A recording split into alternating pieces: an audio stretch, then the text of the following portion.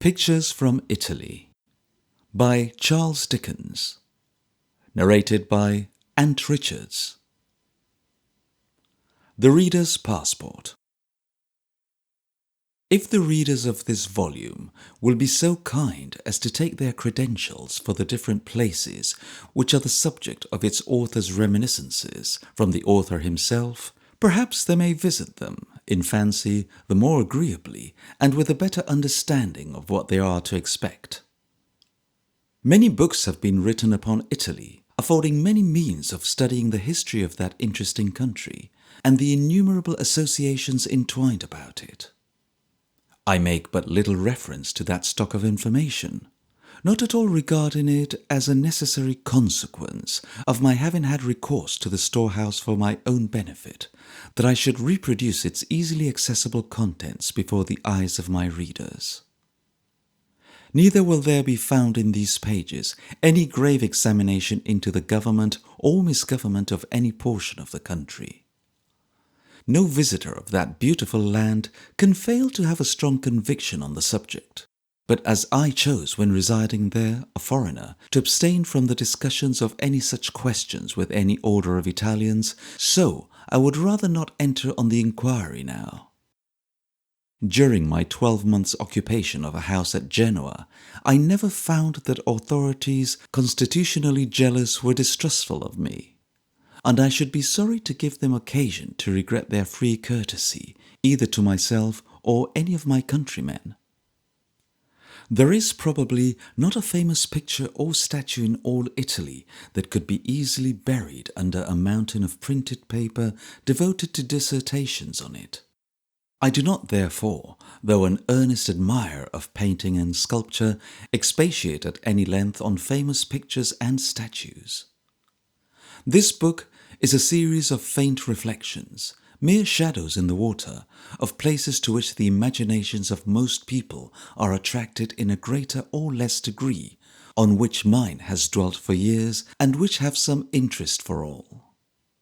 The greater part of the descriptions were written on the spot, and sent home from time to time in private letters. I do not mention the circumstance as an excuse for any defects they may present, for it would be none, but as a guarantee to the reader that they were at least penned in the fullness of the subject, and with the liveliest impressions of novelty and freshness. If they have ever a fanciful and idle air, perhaps the reader will suppose them written in the shade of a sunny day, in the midst of the objects of which they treat, and will like them none the worse for having such influences on the country upon them. I hope I am not likely to be misunderstood by professors of the Roman Catholic faith on account of anything contained in these pages. I have done my best, in one of my former productions, to do justice to them, and I trust, in this, they will do justice to me. When I mention any exhibition that impressed me as absurd or disagreeable, I do not seek to connect it or recognize it as necessarily connected with any essentials of their creed. When I treat of the ceremonies of the Holy Week, I merely treat of their effect, and do not challenge the good and learned Dr. Wiseman's interpretation of their meaning. When I hint a dislike of nunneries for young girls who abjure the world before they have ever proved or known it, or doubt the ex officio sanctity of all priests and friars, I do no more than many conscientious Catholics both abroad and at home. I have likened these pictures to shadows in the water, and would fain hope that I have nowhere stirred the water so roughly as to mar the shadows. I could never desire to be on better terms with all my friends than now, when distant mountains rise once more in my path. For I need not hesitate to avow that, bent on correcting a brief mistake I made not long ago in disturbing the old relations between myself and my readers, and departing for a moment from my old pursuits, I am about to resume them joyfully in Switzerland, where, during another year of absence, I can at once work out the themes I have now in my mind without interruption, and while I keep my English audience within speaking distance, extend my knowledge of a noble country inexplicably attractive to me. This book is made as accessible as possible because it would be a great pleasure to me if I could hope through its means to compare impressions with some among the multitudes who will hereafter visit the scenes described with interest and delight. And I have only now in passport-wise to sketch my reader's portrait, which I hope may be thus superstitiously traced for either sex. Complexion, fair. Eyes, very cheerful. Nose, not supercilious. Mouth, smiling. Visage, beaming. General expression, extremely agreeable. Going through France. On a fine Sunday morning in the midsummer time and weather of 1844, it was, my good friend, when, don't be alarmed, not when two travellers might have been observed slowly making their way over that picturesque and broken ground by which the first chapter of a middle-aged novel is usually attained, but when an English travelling carriage of considerable proportions, fresh from the shady halls of the Pantechnicon near Belgrave Square, London, was observed by a very small French soldier, for I saw him look at it, to issue from the gate of the Hotel Meurice in the Rue Rivoli at Paris.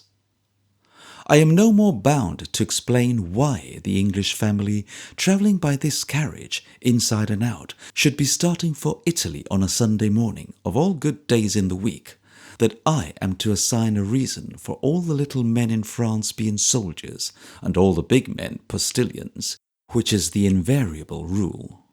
But they had some sort of reason for what they did, I have no doubt. And their reason for being there at all was, as you know, that they were going to live in fair Genoa for a year, and that the head of the family purposed, in that space of time, to stroll about wherever his restless humour carried him.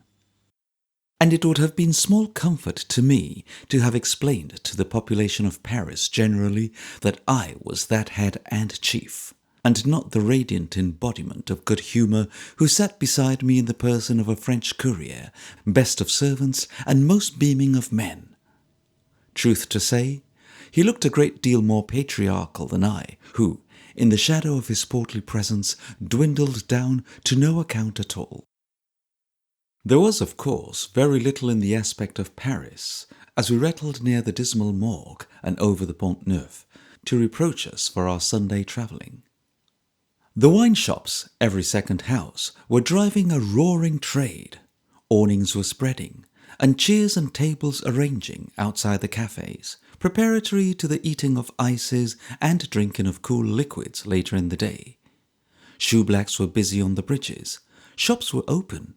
Carts and wagons clattered to and fro, the narrow uphill, funnel-like streets across the river, where so many dense perspectives of crowds and bustle, parti-coloured nightcaps, tobacco pipes, blouses, large boots, and shaggy heads of hair, nothing at that hour denoted a day of rest, unless it was the appearance, here and there, of a family pleasure party, crammed into a bulky old lumbering cab, or of some contemplative holiday-maker in the freest and easiest dishabille, leaning out of a low garret window, watching the drying of his newly polished shoes on the little parapet outside, if a gentleman, or the airing of her stockings in the sun, if a lady, with calm anticipation.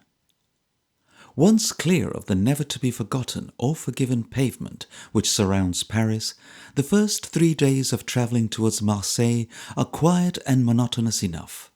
To Sens, to Avignon, to Chalons. A sketch of one day's proceedings is a sketch of all three, and here it is. We have 4 horses and 1 postilion, who has a very long whip, and drives his team something like the courier of St. Petersburg in the circle at Astley's or Franconi's, only he sits in his own horse instead of standing on him. The immense jack boots worn by these postilions are sometimes a century or 2 old, and are so ludicrously disproportionate to the wearer's foot that the spur, which is put where his own heel comes, is generally halfway up the leg of the boots. The man often comes out of the stable yard with his whip in his hand and his shoes on, and brings out in both hands one boot at a time, which he plants on the ground by the side of his horse with great gravity until everything is ready. When it is, and oh heaven, the noise they make about it, he gets into the boots, shoes and all, or is hoisted into them by a couple of friends, adjusts the rope harness, embossed by the labours of innumerable pigeons in the stables, makes all the horses kick and plunge, cracks his whip like a madman, shouts, "En route! Hi!" and away we go. He is sure to have a contest with his horse before we have gone very far, and then he calls him a thief, and a brigand, and a pig, and what not, and beats him about the head as if he were made of wood. There is little more than one variety in the appearance of the country for the first 2 days. From a dreary plain to an interminable avenue, and from an interminable avenue to a dreary plain again. Plenty of vines there are in the open fields, but of a short low kind, and not trained in festoons, but about straight sticks.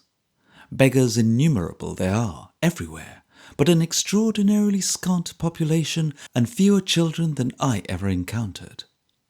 I don't believe we saw 100 children between Paris and Chalons.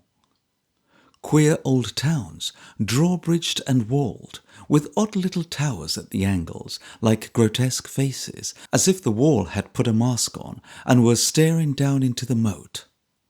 Other strange little towers, in gardens and fields, and down lanes, and in farmyards, all alone and always round, with a peaked roof, and never used for any purpose at all.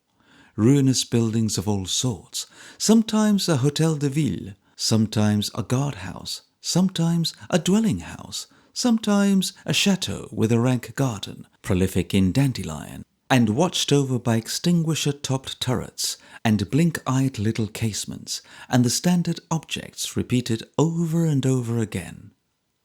Sometimes we pass a village inn, with a crumbling wall belonging to it, and a perfect town of outhouses, and painted over the gateway stablings for 60 horses, as indeed there might be stablings for 60 score, were there any horses to be stabled there, or anybody resting there, or anything stirring about the place but a dangling bush indicative of the wine inside, which flutters idly in the wind, in lazy keeping with everything else, and certainly is never in a green old age, though always so old as to be dropping to pieces.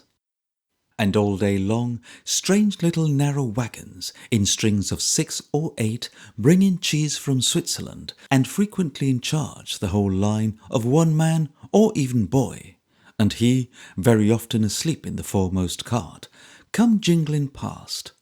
The horses drowsily ringing the bells upon their harness, and looking as if they thought, no doubt they do, their great blue woolly furniture of immense weight and thickness, with a pair of grotesque horns growing out of the collar, very much too warm for the midsummer weather. Then there is the diligence, twice or thrice a day, with the dusty outsides in blue frocks like butchers, and the insides in white nightcaps, and its cabriolet head on the roof nodding and shaking like an idiot's head, and its young France passengers staring out of window with beards down to their waists, and blue spectacles awfully shading their warlike eyes, and very big sticks clenched in their national grasp. Also the mail post, with only a couple of passengers, tearing along at a real good daredevil pace, and out of sight in no time. Steady old curés come jolting past, now and then, in such ramshackle, rusty, musty, clattering coaches as no Englishman would believe in. And bony women dawdle about in solitary places, holding cows by ropes while they feed, or digging and hoeing, or doing fieldwork of a more laborious kind, or representing real shepherdesses with their flocks. To obtain an adequate idea of which pursuit and its followers in any country, it is only necessary to take any pastoral poem or picture and imagine to yourself whatever is most exquisitely and widely unlike the description therein contained. You have been travelling along, stupidly enough, as you generally do in the last stage of the day, and the 96 bells upon the horses, 24 apiece, have been ringing sleepily in your ear for half an hour or so, and it has become a very jog-trot, monotonous, tiresome sort of business. And you have been thinking deeply about the dinner you will have at the next stage, when, down at the end of the long avenue of trees through which you are travelling, the first indication of a town appears in the shape of some straggling cottages, and the carriage begins to rattle and roll over a horribly uneven pavement. As if the equipage were a great firework, and the mere sight of a smoking cottage chimney has lighted it, instantly it begins to crack and splutter, as if the very devil were in it. Crack, crack, crack, crack. Crack, crack, crack. Crick, crack, crick, crack. Hello! Hola! Vite! Voleur! Brigand! Hi, hi, hi! En route! Whip! Wheels, driver, stones, beggars, children, crack, crack, crack. Hello, hola, charité pour l'amour de Dieu. Crick, crack, crick, crack. Crick, crick, crick. Bump, jolt, crack, bump, crick, crack. Round the corner, up the narrow street, down the paved hill on the other side, in the gutter, bump, bump. Jolt, jog, crick, crick, crick, crack, crack, crack, into the shop windows on the left-hand side of the street, preliminary to a sweeping turn into the wooden archway on the right. Rumble, rumble, rumble, clatter, clatter, clatter, crick, crick, crick. And here we are, in the yard of the Hôtel de la Cour d'Or, used up, gone out, smoking, spent, exhausted, but sometimes making a false start unexpectedly, with nothing coming of it, like a firework to the last. The landlady of the Hôtel de la Cour d'Or is here, and the landlord of the Hôtel de la Cour d'Or is here, and the femme de chambre of the Hôtel de la Cour d'Or is here. And a gentleman in a glazed cap, with a red beard like a bosom friend, who is staying at the Hôtel de la Cour d'Or, is here, and Monsieur le Curé is walking up and down in a corner of the yard by himself, with a shovel hat upon his head, and a black gown on his back, and a book in one hand, and an umbrella in the other, and everybody, except Monsieur le Curé, is open-mouthed and open-eyed for the opening of the carriage door. The landlord of the Hôtel de la Cour d'Or dotes to that extent upon the courier that he can hardly wait for his coming down from the box, but embraces his very legs and boot heels as he descends. "My courier! My brave courier! My friend! My brother!" The landlady loves him, the femme de chambre blesses him, the garçon worships him. The courier asks if his letter has been received. It has. It has. Are the rooms prepared? They are. They are. The best rooms for my noble courier, the rooms of state for my gallant courier. The whole house is at the service of my best of friends. He keeps his hand upon the carriage door and asks some other question to enhance the expectation. He carries a green leathern purse outside his coat, suspended by a belt. The idlers look at it. One touches it. It is full of 5-franc pieces. Murmurs of admiration are heard among the boys. The landlord falls upon the courier's neck and folds him in his breast. He is so much fatter than he was, he says. He looks so rosy and so well. The door is opened. Breathless expectation. The lady of the family gets out. Ah, sweet lady, beautiful lady. The sister of the lady of the family gets out. Great heaven, mademoiselle is charming. First little boy gets out. Oh, what a beautiful little boy.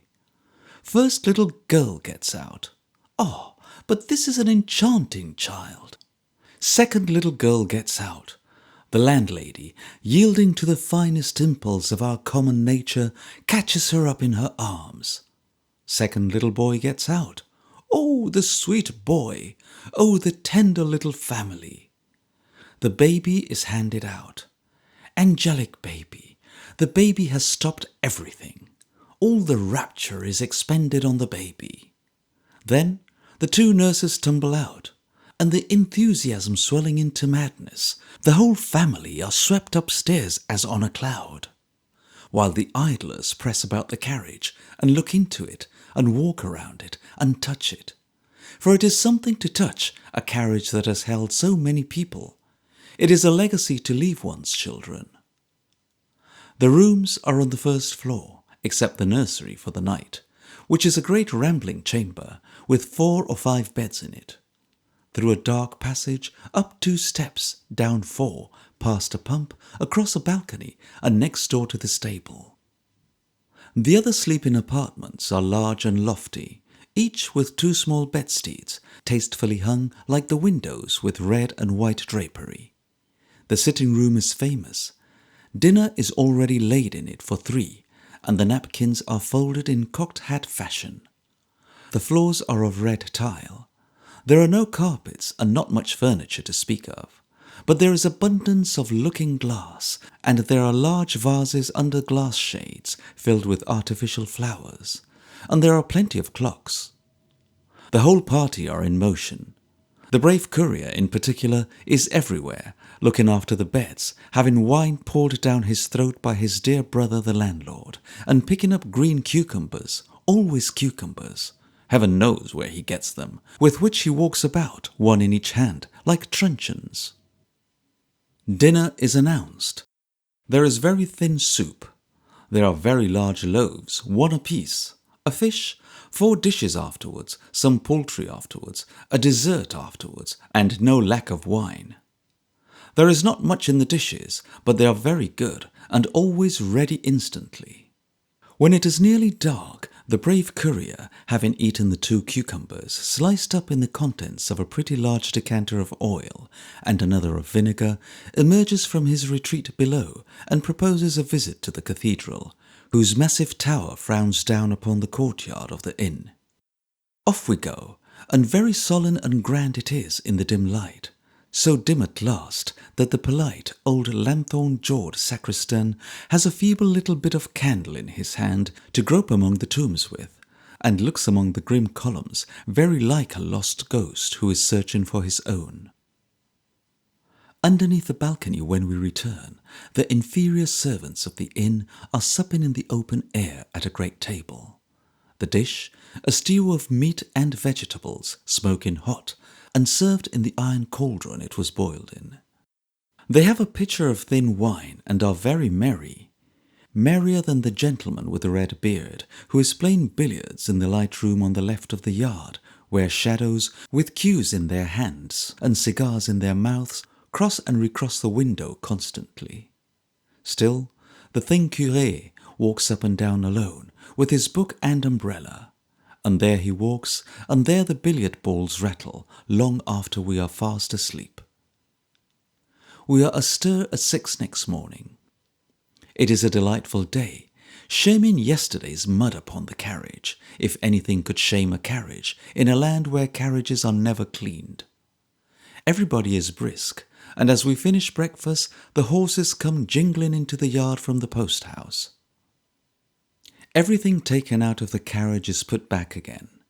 The brave courier announces that all is ready, after walking into every room and looking all around it to be certain that nothing is left behind. Everybody gets in.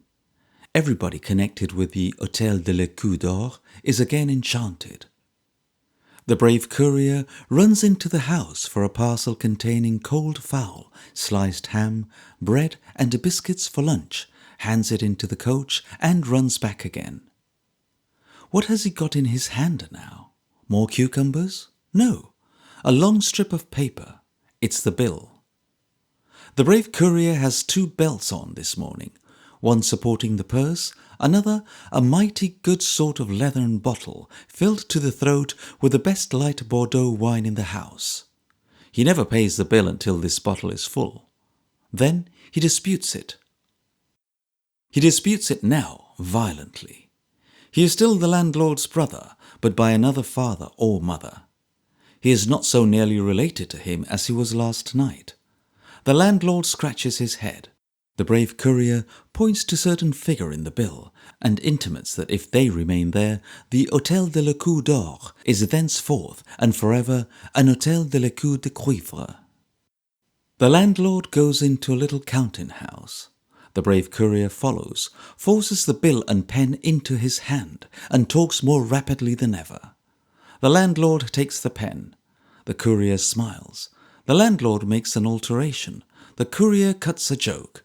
The landlord is affectionate, but not weakly so. He bears it like a man. He shakes hands with his brave brother, but he doesn't hug him. Still, he loves his brother, for he knows that he will be returning that way one of these fine days with another family, and he foresees that his heart will yearn towards him again. The brave courier traverses all round the carriage once, looks at the drag, inspects the wheels, jumps up, gives the word, and away we go. It is market morning. The market is held in the little square outside in front of the cathedral. It is crowded with men and women, in blue, in red, in green, in white, with canvassed stalls and fluttering merchandise. The country people are grouped about, with their clean baskets before them. Here the lace sellers, there the butter and egg sellers, there the fruit sellers, there the shoemakers. The whole place looks as if it were the stage of some great theatre, and the curtain had just run up for a picturesque ballet. And there is a cathedral to boot, scene-like, all grim and swarthy, and mouldering and cold, just splashing the pavement in one place with faint purple drops, as the morning sun, entering by a little window on the eastern side, struggles through some stained glass panes on the western. In 5 minutes we have passed the iron cross, with a little ragged kneeling place of turf before it in the outskirts of the town, and are again upon the road. Lyon, the Rhone, and the Goblin of Avignon. Chalons is a fair resting place, in right of its good inn on the bank of the river, and the little steamboats, gay with green and red paint, that come and go upon it, which make up a pleasant and refreshing scene after the dusty roads.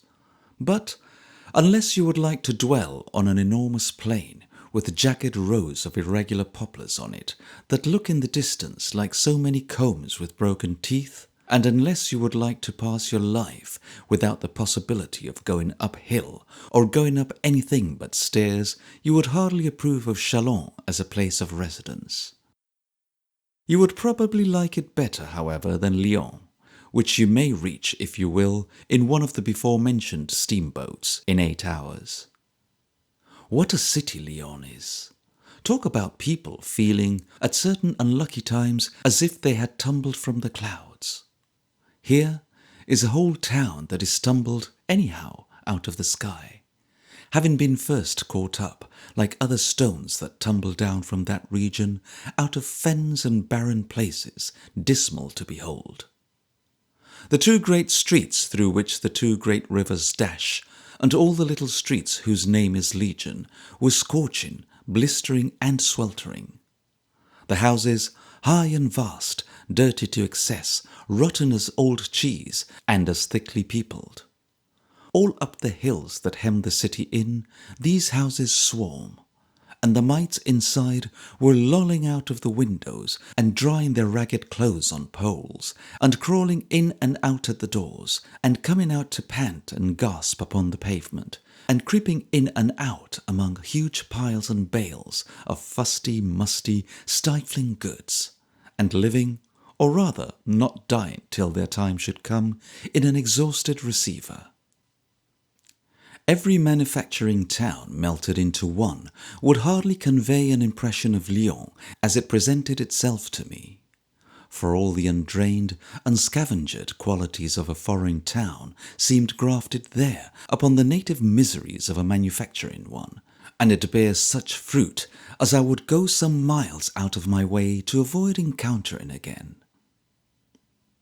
In the cool of the evening, or rather in the faded heat of the day, we went to see the cathedral, where divers old women and a few dogs were engaged in contemplation.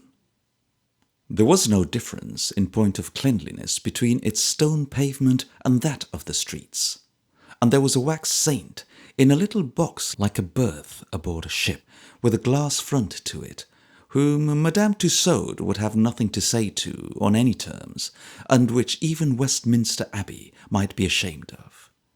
If you would know all about the architecture of this church, or any other, its dates, dimensions, endowments, and history, it is not written in Mr. Murray's guidebook, and may you not read it there, with thanks to him as I did. For this reason, I should abstain from mentioning the curious clock in Lyon Cathedral, if it were not for a small mistake I made in connection with a piece of mechanism. The keeper of the church was very anxious it should be shown, partly for the honour of the establishment and the town, and partly, perhaps, because of his deriving a percentage from the additional consideration. However that may be, it was set in motion, and thereupon a host of little doors flew open, and innumerable little figures staggered out of them, and jerked themselves back again, with that special unsteadiness of purpose, and hitching in the gait, which usually attaches to figures that are moved by clockwork. Meanwhile, the sacristan stood explaining these wonders, and pointing them out severely with a wand. There was a centre puppet of the Virgin Mary, and close to her a small pigeon-hole, out of which another and a very ill-looking puppet made one of the most sudden plunges I ever saw accomplished, instantly flopping back again at sight of her, and banging his little door violently after him. Taking this to be emblematic to the victory over sin and death, and not at all unwilling to show that I perfectly understood the subject, in anticipation of the showman, I rashly said, "Aha, the evil spirit, to be sure, he is very soon disposed of." "Pardon, monsieur," said the sacristan, with a polite motion of his hand towards the little door, as of introducing somebody. "The angel Gabriel." Soon after daybreak next morning, we were steaming down the arrowy Rhone at the rate of 20 miles an hour in a very dirty vessel full of merchandise, and with only 3 or 4 other passengers for our companions, among whom the most remarkable was a silly old meek-faced, garlic-eating, immeasurably polite chevalier, with a dirty scrap of red ribbon hanging at his buttonhole, as if he had tied it there to remind himself of something, as Tom Noddy in the farce ties knots in his pocket handkerchief. For the last 2 days we had seen great sullen hills, the first indications of the Alps, lowering in the distance. Now we were rushing on beside them, sometimes close beside them, sometimes with an intervening slope covered with vineyards, villages and small towns hanging in mid-air, with great woods of olives seen through the light open towers of their churches, and clouds moving slowly on upon the steep acclivity behind them. Ruined castles perched on every eminence, and scattered houses in the clefts and gullies on the hills made it very beautiful.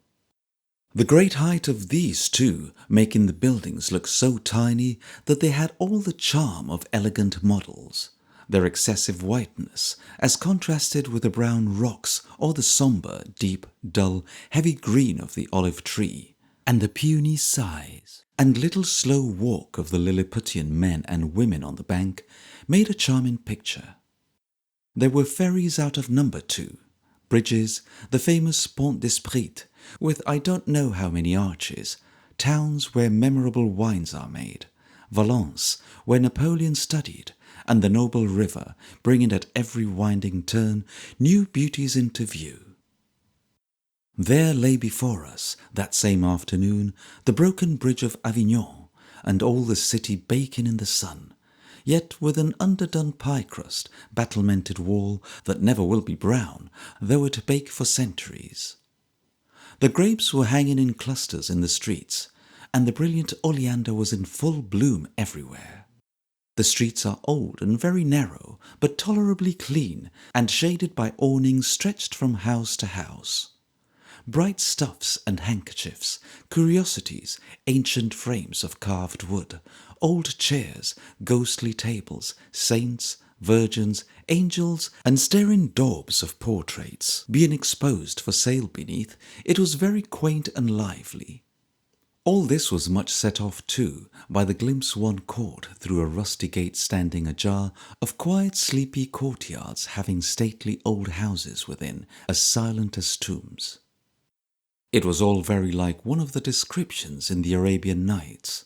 The 3 one-eyed calendars might have knocked at any one of those doors till the street rang again, and the porter who persisted in asking questions, the man who had the delicious purchases put in his basket in the morning, might have opened it quite naturally. After breakfast next morning, we sallied forth to see the lions. Such a delicious breeze was blowing in from the north as made the walk delightful, though the pavement stones and stones of the walls and houses were far too hot to have a hand laid on them comfortably. We went, first of all, up a rocky height to the cathedral, where Mass was performing to an auditory very like that of Lyon, namely, several old women, a baby, and a very self-possessed dog who had marked out for himself a little course or platform for exercise, beginning at the altar rails and ending at the door, up and down which constitutional walk he trotted during the service as methodically and calmly as any old gentleman out of doors.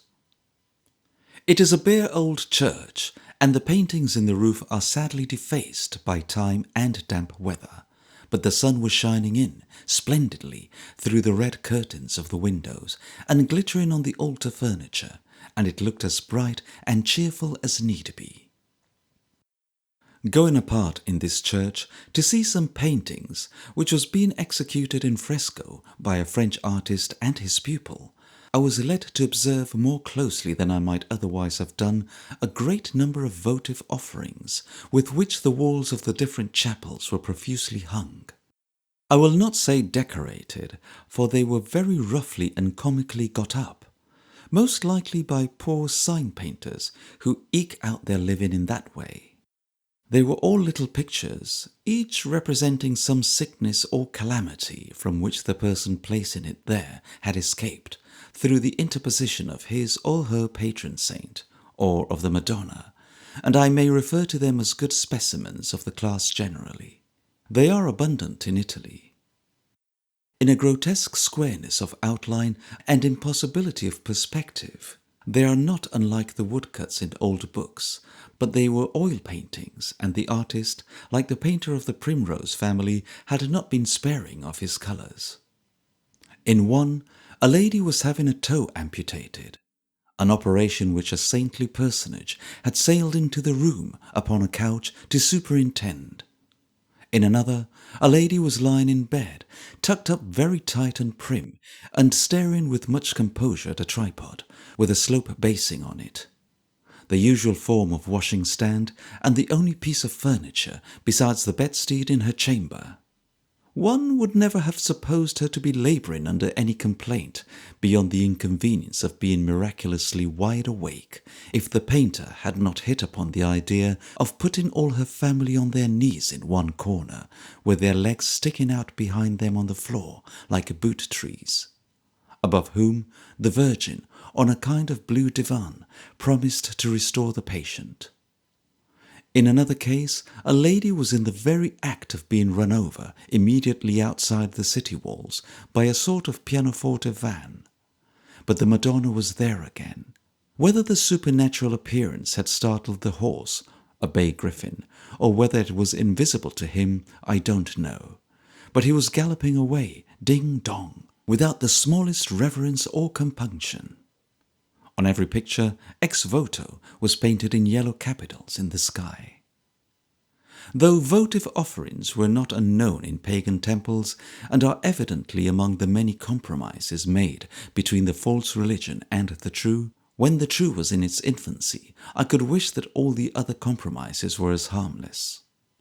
Gratitude and devotion are Christian qualities, and a grateful, humble, Christian spirit may dictate the observance. Hard by the cathedral stands the ancient Palace of the Popes, of which one portion is now a common jail and another a noisy barrack, while gloomy suites of state apartments, shut up and deserted, mock their own old state and glory, like the embalmed bodies of kings. but we neither went there to see the staterooms, nor soldiers' quarters, nor a common jail, though we dropped some money into a prisoner's box outside, whilst the prisoners themselves looked through the iron bars high up and watched us eagerly. We went to see the ruins of the dreadful rooms in which the Inquisition used to sit. A little old swarthy woman with a pair of flashing black eyes, proof that the world hadn't conjured down the devil within her, though it had had between 60 and 70 years to do it in, came out of the barrack cabaret of which she was the keeper, with some large keys in her hands, and marshalled us the way that we should go. How she told us, on the way, that she was the government officer, concierge du Palais Apostolique, and had been, for I don't know how many years, and how she had shown these dungeons to princes, and how she was the best of dungeon demonstrators, and how she had resided in the palace from an infant, had been born there, if I recollect right, I needn't relate. But such a fierce, little, rapid, sparkling, energetic she-devil I never beheld. She was alight and flaming all the time. Her actions were violent in the extreme. She never spoke without stopping expressly for the purpose. She stamped her feet, clutched us by the arms, flung herself into attitudes, hammered against walls with her keys for mere emphasis, now whispered as if the Inquisition were there still, now shrieked as if she were on the rack herself, and had a mysterious hag-like way with her forefinger when approaching the remains of some new horror, looking back and walking stealthily and making horrible grimaces that might alone have qualified her to walk up and down a sick man's counterpane to the exclusion of all other figures through a whole fever. Passing through the courtyard, among groups of idle soldiers, we turned off by a gate, which this she-goblin unlocked for our admission, and locked again behind us, and entered a narrow court, rendered narrower by fallen stones and heaps of rubbish, part of it choking up the mouth of a ruined subterranean passage that once communicated, or is said to have done so, with another castle on the opposite bank of the river. Close to this courtyard is a dungeon. We stood within it in another minute, in the dismal Tower des Oubliés, where Rienzi was imprisoned, fastened by an iron chain to the very wall that stands there now, but shut out from the sky, which now looks down into it. A few steps brought us to the cachot, in which the prisoners of the Inquisition were confined for 48 hours after their capture, without food or drink, that their consistency might be shaken even before they were confronted with their gloomy judges. The day had not got in there yet. They were still small cells, shut up by 4 unyielding, close, hard walls, still profoundly dark, still massively doored and fastened as of old. Goblin, looking back as I have described, went softly on into a vaulted chamber, now used as a storeroom, once the chapel of the Holy Office. The place where the tribunal sat was plain. The platform might have been removed but yesterday. Conceive the parable of the Good Samaritan having been painted on the wall of one of these Inquisition chambers, but it was and may be traced there yet. High up in the jealous wall are niches where the faltering replies of the accused were heard and noted down. Many of them had been brought out of the very cell we had just looked into so awfully along the same stone passage. We had trodden in their very footsteps. I am gazing round me with the horror that the place inspires when Goblin clutches me by the wrist and lays not a skinny finger but the handle of a key upon her lip. She invites me with a jerk to follow her. I do so. She leads me out into a room adjoining, a rugged room with a funnel-shaped contracting roof open at the top to the bright day. I ask her what it is. She folds her arms, leers hideously, and stares. I ask again. She glances round to see that all the little company are there, sits down upon a mound of stones, throws up her arms and yells out like a fiend, La salle de la question. The chamber of torture. And the roof was made of that shape to stifle the victim's cries. Oh, goblin, goblin, let us think of this a while, in silence. Peace, goblin. Sit with your short arms crossed on your short legs upon the heap of stones for only 5 minutes, and then flame out again. Minutes. Seconds are not marked upon the palace clock, when, with her eyes flashing fire, Goblin is up in the middle of the chamber, describing with her sunburnt arms a wheel of heavy blows. Thus it ran round, cries Goblin. Mash, mash, mash. An endless routine of heavy hammers. Mash, mash, mash, upon the sufferer's limbs. See the stone trough, says Goblin, for the water torture. Gurgle, swill, bloat, burst for the Redeemer's honour. Suck the blood rag deep down into your unbelieving body, heretic, at every breath you draw.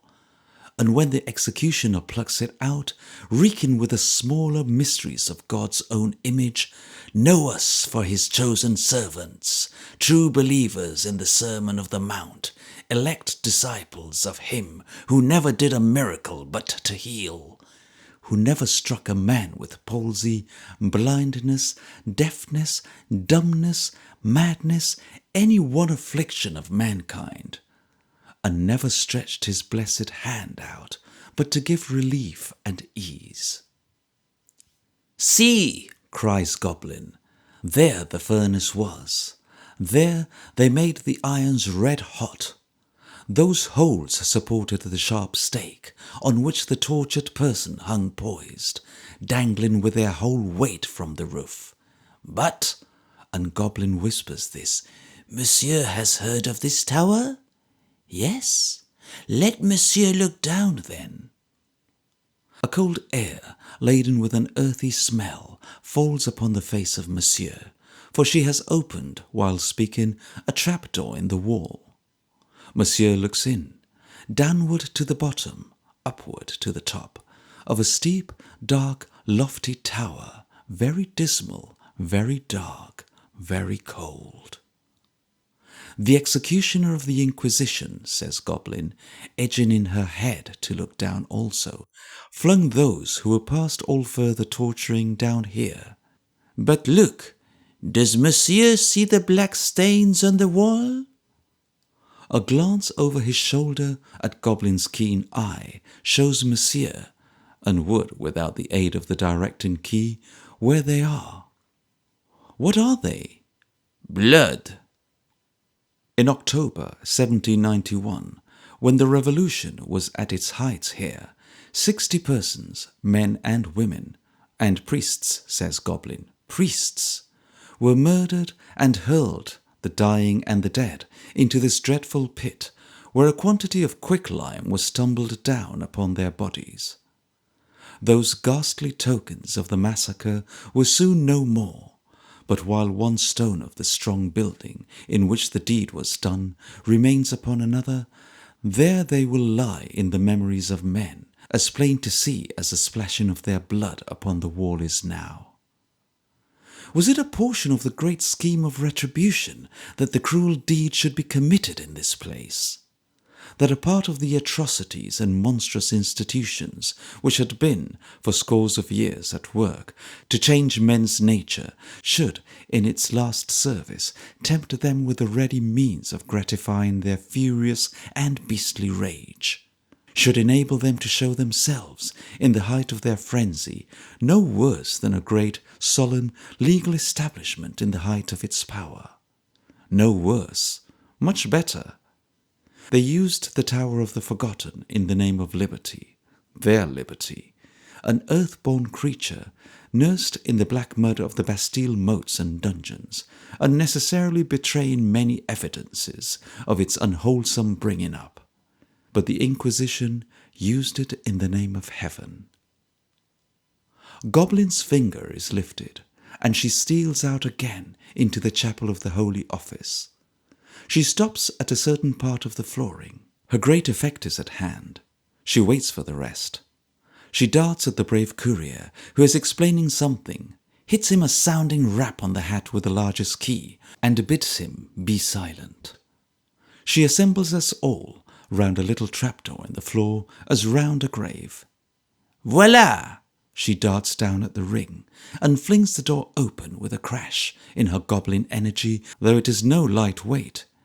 Voilà les oubliettes! Voilà les oubliettes! Subterranean, frightful, black, terrible, deadly, les oubliettes de l'Inquisition.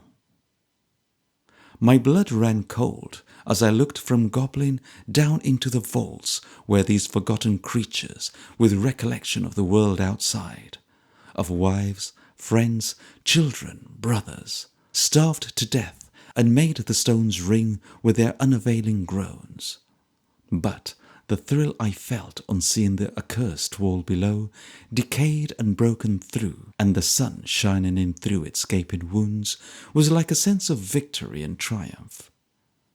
I felt exalted with a proud delight of living in these degenerate times to see it, as if I were the hero of some high achievement. The light in the doleful vaults was typical of the light that has streamed in on all persecution in God's name, but which is not yet at its noon. It cannot look more lovely to a blind man newly restored to sight than to a traveller who sees it calmly and majestically treading down the darkness of that infernal well. Avignon to Genoa. Goblin, having shown Les Oubliés, felt that a great coup was struck.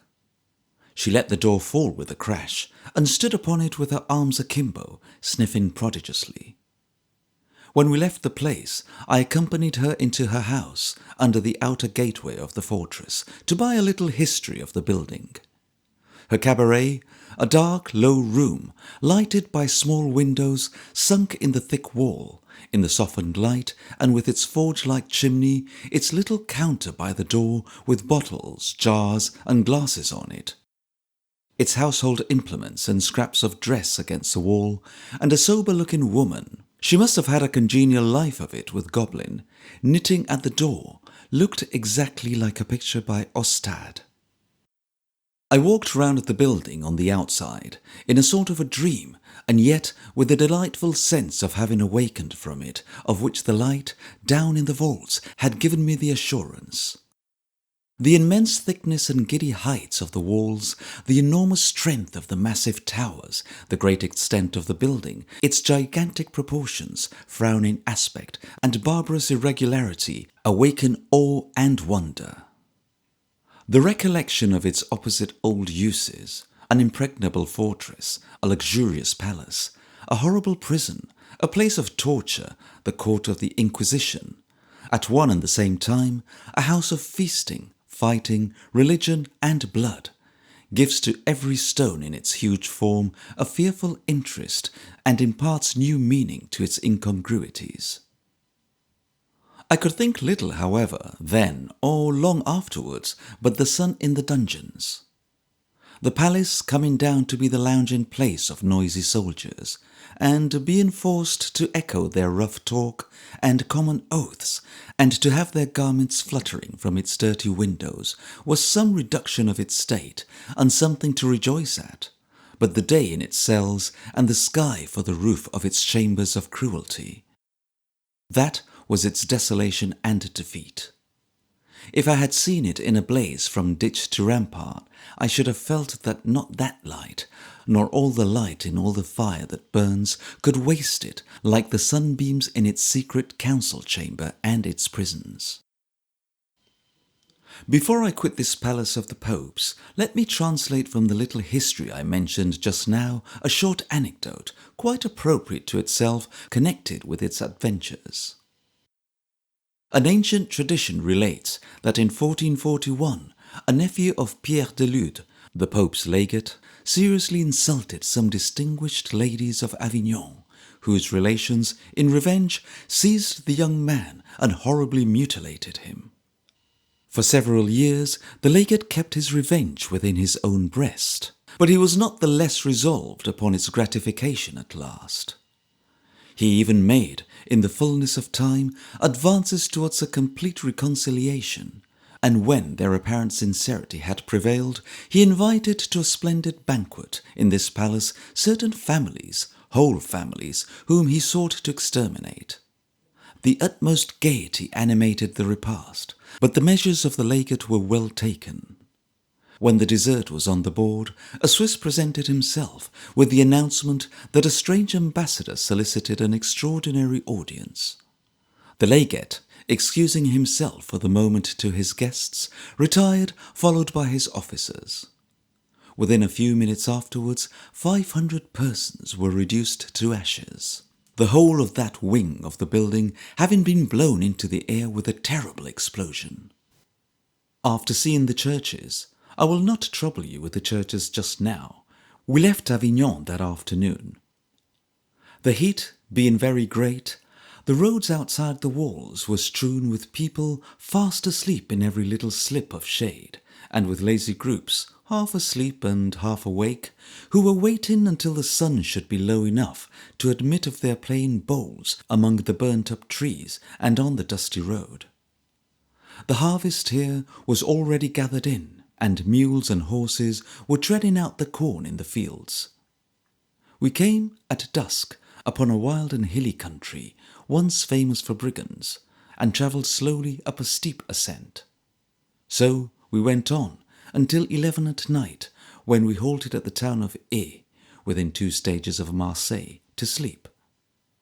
The hotel, with all the blinds and shutters closed to keep the light and heat out, was comfortable and airy next morning, and the town was very clean, but so hot and so intensely light that when I walked out at noon it was like coming suddenly from the darkened room into crisp blue fire. The air was so very clear that distant hills and rocky points appeared within an hour's walk, while the town immediately at hand, with a kind of blue window between me and it, seemed to be white hot and to be throwing off a fiery air from the surface. We left this town towards evening and took the road to Marseille. A dusty road it was, the houses shut up close and the vines powdered white. At nearly all the cottage doors, women were peeling and slicing onions into earthen bowls for supper. So they had been doing last night all the way from Avignon. We passed 1 or 2 shady dark chateaux, surrounded by trees and embellished with cool basins of water, which were the more refreshing to behold from the great scarcity of such residences on the road we had travelled. As we approached Marseille, the road began to be covered with holiday people. Outside the public houses were parties smoking, drinking, playing draughts and cards, and, once, dancing. But dust, dust, dust everywhere. We went on through a long, straggling, dirty suburb thronged with people, having on our left a dreary slope of land on which the country houses of the Marseille merchants, always starring white, are jumbled and heaped without the slightest order, backs, fronts, sides, and gables towards all points of the compass, until at last we entered the town. I was there twice or thrice afterwards, in fair weather and foul, and I am afraid there is no doubt that it is a dirty and disagreeable place. But the prospect from the fortified heights of the beautiful Mediterranean, with its lovely rocks and islands, is most delightful. These heights are a desirable retreat for less picturesque reasons, as an escape from a compound of vile smells, perpetually arising from the great harbour full of stagnant water, and befouled by the refuse of innumerable ships with all sorts of cargoes, which, in hot weather, is dreadful in the last degree. There were foreign sailors of all nations in the streets, with red shirts, blue shirts, buff shirts, tawny shirts, and shirts of orange colour, with red caps, blue caps, green caps, great beards and no beards, in Turkish turbans, glazed English hats, and Neapolitan head-dresses. There were the townspeople sitting in clusters on the pavement, or airing themselves on the tops of their houses, or walking up and down the closest and least airy of boulevards, and there were crowds of fierce-looking people of the lower sort blocking up the way constantly. In the very heart of all this stir and uproar was the common madhouse, a low, contracted, miserable building looking straight upon the street, without the smallest screen or courtyard, where chattering madmen and mad women were peeping out through rusty bars at the staring faces below, while the sun, darting fiercely aslant into their little cells, seemed to dry up their brains and worry them as if they were baited by a pack of dogs. We were pretty well accommodated at the Hôtel du Paradis, situated in a narrow street of very high houses, with a hairdresser's shop opposite, exhibiting in one of its windows 2 full-length waxen ladies twirling round and round, which so enchanted the hairdresser himself that he and his family sat in armchairs and in cool undresses on the pavement outside, enjoying the gratification of the passers-by with lazy dignity. The family had retired to rest when we went to bed at midnight, but the hairdresser, a corpulent man in drab slippers, was still sitting there with his legs stretched out before him, and evidently couldn't bear to have the shutters put up.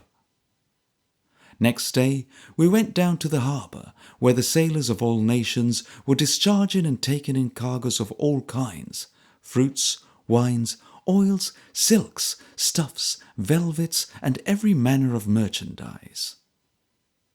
Taking one of a great number of lively little boats with gay stripped awnings, we rowed away under the stern of great ships, under tow ropes and cables, against and among other boats, and very much too near the sides of vessels that were faint with oranges, to the Marie Antoinette, a handsome steamer bound for Genoa, lying near the mouth of the harbour. By and by, the carriage, that unwielding trifle from Pantechnicon, on a flat barge, bumping against everything, and giving occasion for a prodigious quantity of oaths and grimaces, came stupidly alongside, and by 5 o'clock we were steaming out in the open sea. The vessel was beautifully clean, the meals were served under an awning on deck, the night was calm and clear, the quiet beauty of the sea and sky unspeakable. We were off Nice early next morning, and coasted along within a few miles of the Cornice road, of which more in its place, nearly all day. We could see Genoa before 3, and watching as it gradually developed its splendid amphitheatre, terrace rising above terrace, garden above garden, palace above palace, height upon height, was ample occupation for us, till we ran into the stately harbour. Having been duly astonished here by the sight of a few Cappuccini monks who were watching the fair weighing of some wood upon the wharf, we drove off to Albaro, 2 miles distant, where we had engaged a house. The way lay through the main streets, but not through the Strada Nuova or the Strada Balbi, which are the famous streets of palaces. I never in my life was so dismayed. The wonderful novelty of everything, the unusual smells, the unaccountable filth, though it is reckoned the cleanest of Italian towns, the disorderly jumbling of dirty houses one upon the roof of another, the passages more squalid and more close than any in St. Giles's or Old Paris, in and out of which not vagabonds, but well-dressed women with white veils and great fans were passing and repassing. The perfect absence of resemblance in any dwelling-house, or shop, or wall, or post, or pillar, to anything one had ever seen before. And the disheartening dirt, discomfort, and decay perfectly confounded me. I fell into a dismal reverie. I am conscious of a feverish and bewildered vision of saints' and virgins' shrines in the street corners, of great numbers of friars, monks, and soldiers, of vast red curtains waving in the doorways of the churches, of always going uphill, yet seeing every other street and passage going higher up, of fruit stalls with fresh lemons and oranges hanging in garlands made of vine leaves. of a guardhouse and a drawbridge, and some gateways and vendors of iced water sitting with little trays upon the margin of the kennel, and this is all the consciousness I had until I was set down in a rank, dull, weedy courtyard, attached to a kind of pink jail, and was told I lived there. I little thought that day that I should ever come to have an attachment for the very stones of the streets of Genoa, and to look back upon the city with affections connected with many hours of happiness and quiet. But these are my first impressions honestly set down, and how they changed I will set down too. At present, let us breathe after this long-winded journey. Genoa and its neighbourhood.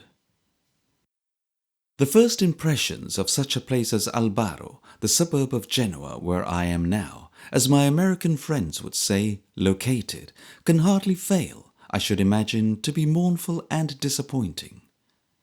It requires a little time and use to overcome the feeling of depression consequent, at first, of such ruin and neglect. Novelty, pleasant to most people, is particularly delightful, I think, to me. I am not easily dispirited when I have the means of pursuing my own fancies and occupations, and I believe I have some natural aptitude for accommodating myself to circumstances. But, as yet, I stroll about here, in all the holes and corners of the neighbourhood, in a perpetual state of forlorn surprise, and returning to my villa, the Villa Bagnarello. It sounds romantic, but Signor Bagnarello is a butcher hard by. Have sufficient occupation in pondering over my new experiences and comparing them very much to my own amusement with my expectations until I wander out again. The Villa Bagnarello, or the Pink Jail, a far more expressive name for the mansion, is in one of the most splendid situations imaginable. The noble bay of Genoa, with the deep blue Mediterranean, lies stretched out near at hand. Monstrous old desolate houses and palaces are dotted all about. Lofty hills, with their tops often hidden in the clouds, and with strong forts perched high up on their craggy sides, are close upon the left. And in front, stretching from the walls of the house down to a ruined chapel which stands upon the bold and picturesque rocks on the seashore, are green vineyards where you may wander all day long in partial shade, through interminable vistas of grapes trained on a rough trellis work across the narrow paths. This sequestered spot is approached by lanes so very narrow that when we arrived at the custom house, we found that the people here had taken the measure of the narrowest among them and were waiting to apply it to the carriage, which ceremony was gravely performed in the street while we all stood by in breathless suspense. It was found to be a very tight fit, but just a possibility and no more. I am reminded every day by the sight of various large holes which it punched in the wall on either sides as it came along. We are more fortunate, I am told, than an old lady who took a house in these parts not long ago, and who stuck fast in her carriage in a lane, and as it was impossible to open one of the doors, she was obliged to submit to the indignity of being hauled through one of the little front windows like a harlequin. When you have got through these narrow lanes, you come to an archway imperfectly stopped by a rusty old gate, my gate. The rusty old gate has a bell to correspond, which you ring as long as you like, and which nobody answers, as it has no connection whatever with the house. But there is a rusty old knocker too, very loose, so that it slides round when you touch it, and if you learn the trick of it and knock long enough, somebody comes. The brave courier comes and gives you admittance. You walk into a seedy little garden, all wild and weedy, from which the vineyard opens, cross it, enter a square hall like a cellar, walk up a cracked marble staircase, and pass into a most enormous room with a vaulted roof and whitewashed walls, not unlike a great Methodist chapel. This is the sala.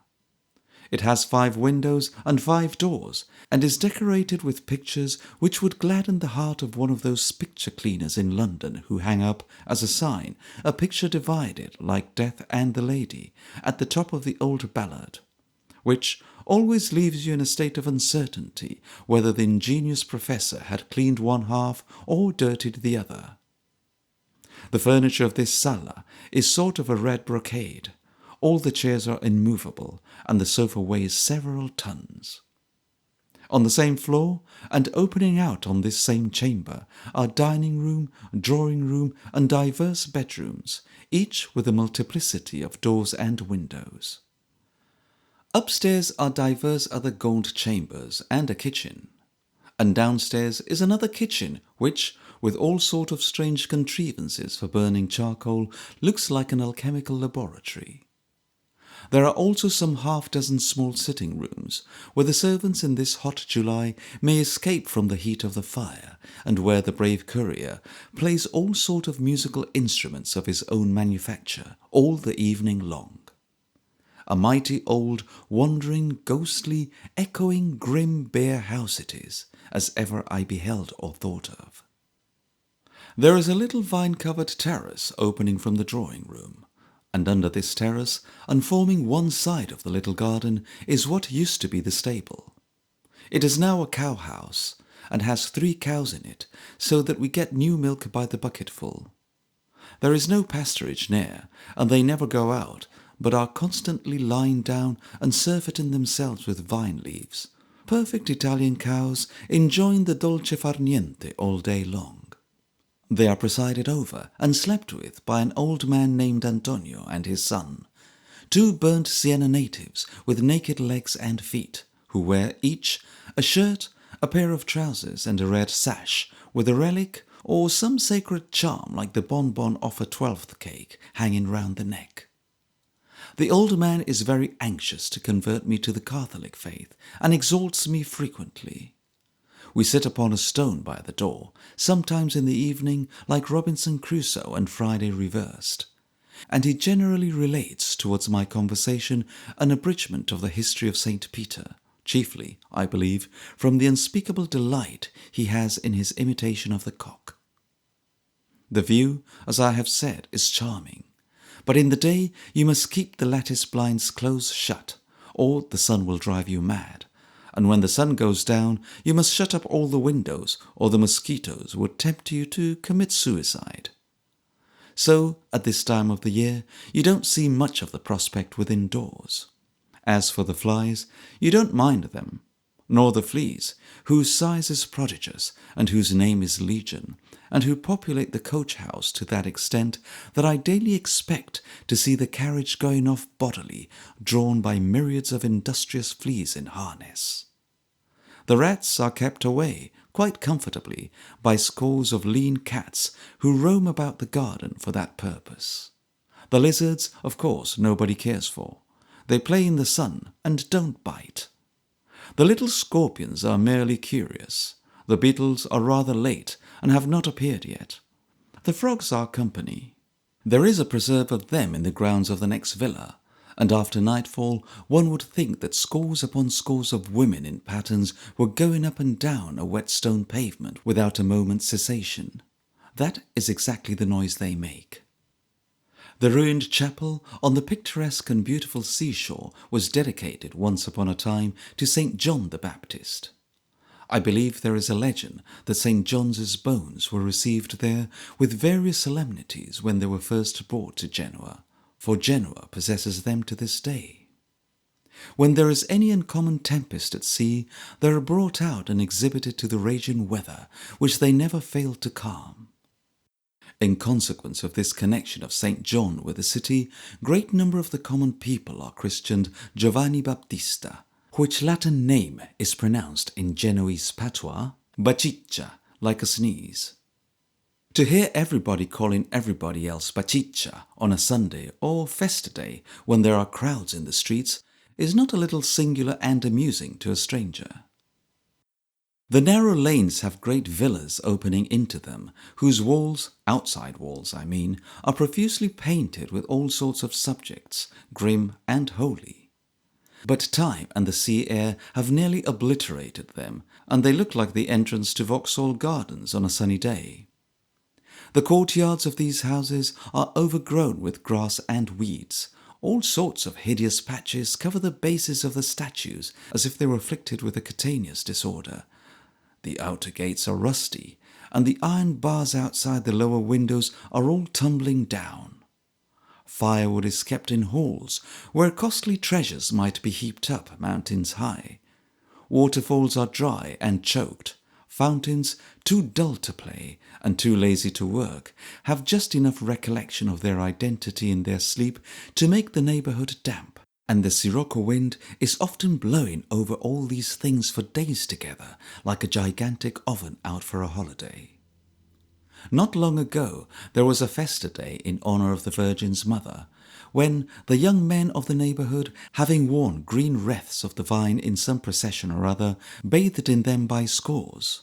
It looked very odd and pretty, though I am bound to confess, not knowing of the festa at the time, that I thought and was quite satisfied they wore them as horses do, to keep the flies off. Soon afterwards there was another festa day in honour of San Nazaro. One of the Albaro young men brought 2 large bouquets soon after breakfast, and coming upstairs into the great sala, presented them himself. This was a polite way of begging for a contribution towards the expenses of some music in the saint's honour, so we gave him whatever it may have been, and his messenger departed, well satisfied. At 6 o'clock in the evening we went to the church, close at hand, a very gaudy place, hung all over with festoons and bright draperies, and filled, from the altar to the main door, with women all seated. They wear no bonnets here, simply a long white veil, the mezzero, and it was the most gauzy, ethereal-looking audience I ever saw. The young women are not generally pretty, but they walk remarkably well, and in their personal carriage and the management of their veils, display much innate grace and elegance. There were some men present, not very many, and a few of them were kneeling about the aisles with everybody else tumbling over them. Innumerable tapers were burning in the church. The bits of silver and tin about the saints, especially in the Virgin's necklace, sparkled brilliantly.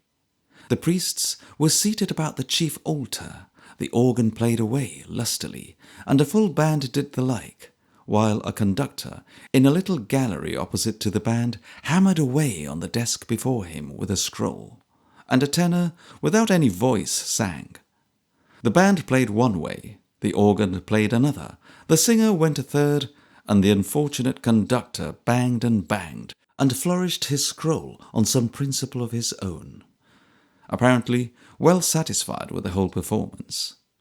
I never did hear such a discordant din. The heat was intense at all time. The men, in red caps and with loose coats hanging on their shoulders, they never put them on, were playing bowls and buying sweetmeats immediately outside the church. When 6 of them finished a game, they came into the aisle, crossed themselves with the holy water, knelt on one knee for an instant, and walked off again to play another game at bowls.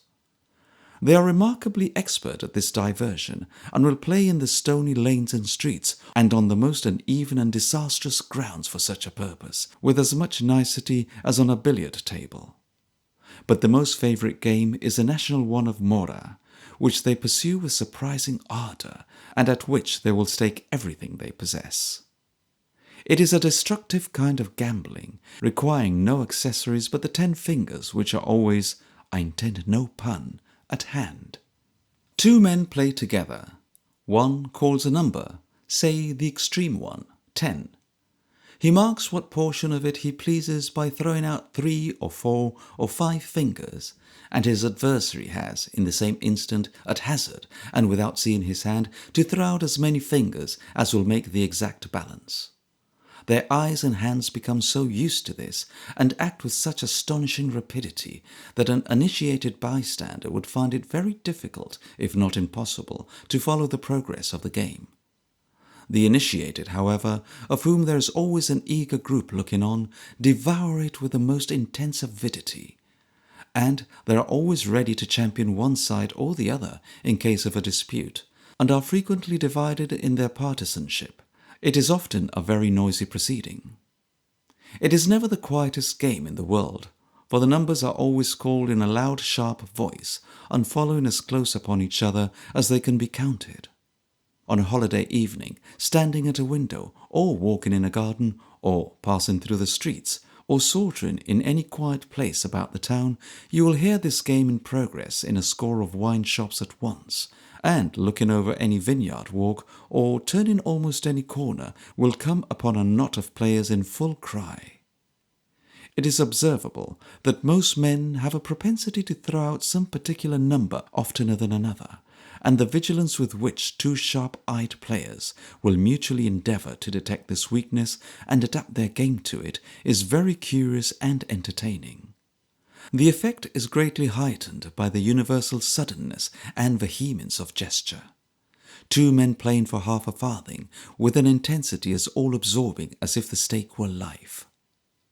Hard by here is a large palazzo, formerly belonging to some member of the Brignole family, but just now hired by a school of Jesuits for their summer quarters. I walked into its dismantled precincts the other evening about sunset, and couldn't help pacing up and down for a little time, drowsily taking in the aspect of the place, which is repeated hereabouts in all directions. I loitered to and fro under a colonnade forming two sides of a weedy, grass-grown courtyard, whereof the house formed a third side, and a low terrace walk overlooking the garden and the neighbouring hills the fourth.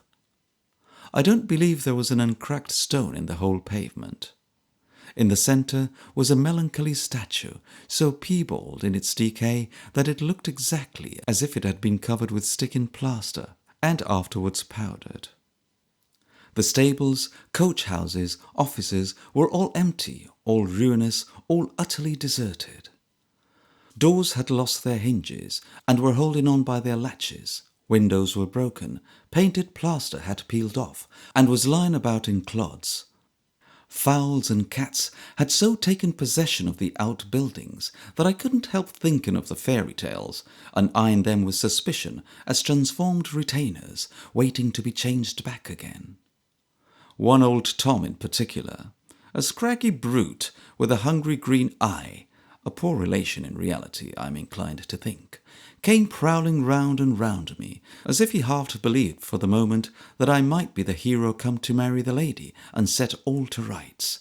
But discovering his mistake, he suddenly gave a grim snarl and walked away with such tremendous tail that he couldn't get into the little hole where he lived, but was obliged to wait outside until his indignation and his tail had gone down together. In a sort of summer house, or whatever it may be, in this colonnade, some Englishmen had been living, like grubs in a nut, but the Jesuits had given them notice to go, and they had gone, and that was shut up too. The house, a wandering, echoing, thundering barrack of a place, with the lower windows barred up, as usual, was wide open at the door, and I have no doubt I might have gone in, and gone to bed, and gone dead, and nobody a bit the wiser.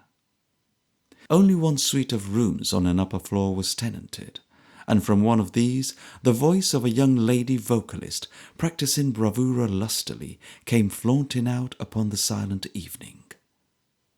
I went down into the garden, intended to be prim and quaint, with avenues and terraces and orange trees and statues and water in stone basins, and everything was green, gaunt, weedy, straggling, undergrown or overgrown, mildewy, damp, redolent of all sort of slabby, clammy, creeping and uncomfortable life.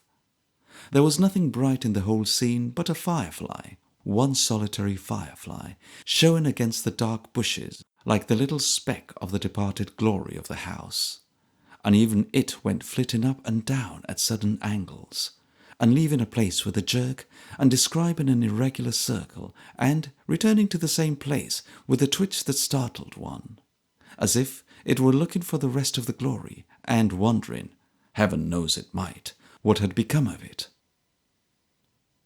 In the course of 2 months, the flitting shapes and shadows of my dismal entering reverie gradually resolved themselves into familiar forms and substances, and I already began to think that when the time should come, a year hence, for closing the long holiday and turning back to England, I might part from Genoa with anything but a glad heart.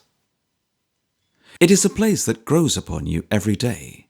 There seems to be always something to find out in. There are the most extraordinary alleys and byways to walk about in. You can lose your way, what a comfort that is when you are idle, 20 times a day if you like, and turn up again under the most unexpected and surprising difficulties. It abounds in the strangest contrasts, things that are picturesque, ugly, mean, magnificent, delightful, and offensive, break upon the view at every turn. Those who would know how beautiful the country immediately surrounding Genoa is should climb, in clear weather, to the top of Monte Faccio, or at least ride round the city walls, a feat more easily performed. No prospect can be more diversified and lovely than the changing views of the harbour, and the valleys of the 2 rivers, the Polcevera and the Bisagno, from the heights along which the strongly fortified walls are carried, like the Great Wall of China in little. In not the least picturesque part of this ride, there is a fair specimen of the real Genoese tavern, where the visitor may derive good entertainment from real Genoese dishes, such as stagliarini, ravioli, German sausages strong of garlic, sliced and eaten with fresh green figs, cock's combs and sheep's kidneys, chopped up with mutton chops and liver, small pieces of some unknown part of a calf, twisted into small shreds, fried and served up in a great dish like white bait, and other curiosities of that kind. They often get wine at these suburban trattorie from France and Spain and Portugal, which is brought over by small captains in little trading vessels. They buy it at so much a bottle, without asking what it is, or caring to remember if anybody tells them, and usually divide it into 2 heaps, of which they label one champagne and the other Madeira. The various opposite flavours, qualities, countries, ages, and vintages that are comprised under these 2 general heads is quite extraordinary. The most limited range is probably from cool Gruel up to old Marsala, and down again to apple tea. The great majority of the streets are as narrow as any thoroughfare can well be, where people, even Italian people, are supposed to live and walk about, being mere lanes with here and there a kind of well or breathing place. The houses are immensely high, painted in all sorts of colours, and are in every stage and state of damage, dirt, and lack of repair. They are commonly let off in floors or flats, like the houses in the old town of Edinburgh, or many houses in Paris. There are few street doors. The entrance halls are, for the most part, looked upon as public property, and any moderately enterprising scavenger might make a fine fortune by now and then clearing them out. As it is impossible for coaches to penetrate into these streets, there are sedan chairs, gilded and otherwise, for hire in divers places. A great many private chairs are also kept among the nobility and gentry, and at night these are trotted to and fro in all directions, preceded by bearers of great lanthorns made of linen stretched upon a frame. The sedans and lanthorns are the legitimate successors of the long strings of patient and much abused mules that go jingling their little bells through these confined streets all day long. They follow them as regularly as the stars the sun. When shall I forget the streets of palaces, the Strada Nuova and the Strada Balbi, or how the former looked one summer day when I first saw it underneath the brightest and most intensely blue of summer skies, which its narrow perspective of immense mansions reduced to a tapering and most precious strip of brightness, looking down upon the heavy shade below. A brightness not too common, even in July and August, to be well esteemed. For, if the truth must out, there were not 8 blue skies in as many midsummer weeks saving sometimes early in the morning when, looking out to sea, the water and the firmament were one world of deep and brilliant blue. At other times there were clouds and haze enough to make an Englishman grumble in his own climate. The endless details of these rich palaces, the walls of some of them, within alive with masterpieces by Van Dyck, the great heavy stone balconies, one above another, and tier over tier, with here and there one larger than the rest, towering high up, a huge marble platform, the doorless vestibules, massively barred lower windows, immense public staircases, thick marble pillars, strong dungeon-like arches, and dreary, dreaming, echoing vaulted chambers, among which the eye wanders again and again and again, as every palace is succeeded by another.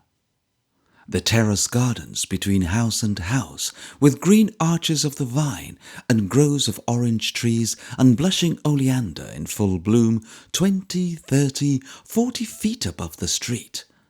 The painted halls, mouldering and blotting and rotting in the damp corners, and still shining out in beautiful colours and voluptuous designs where the walls are dry.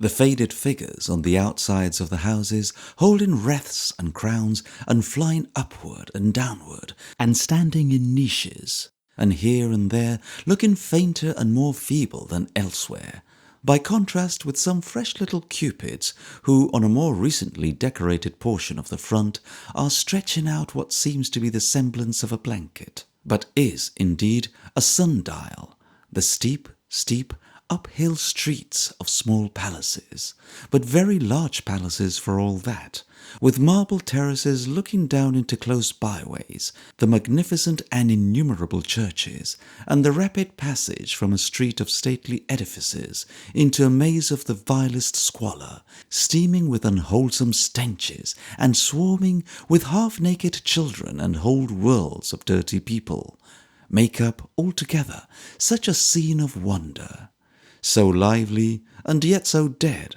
so noisy and yet so quiet, so obtrusive and yet so shy and lowering, so wide awake and yet so fast asleep, that it is a sort of intoxication to a stranger to walk on and on and on and look about him. A bewildering phantasmagoria with all the inconsistency of a dream and all the pain and all the pleasure of an extravagant reality. The different uses to which some of these palaces are applied all at once is characteristic.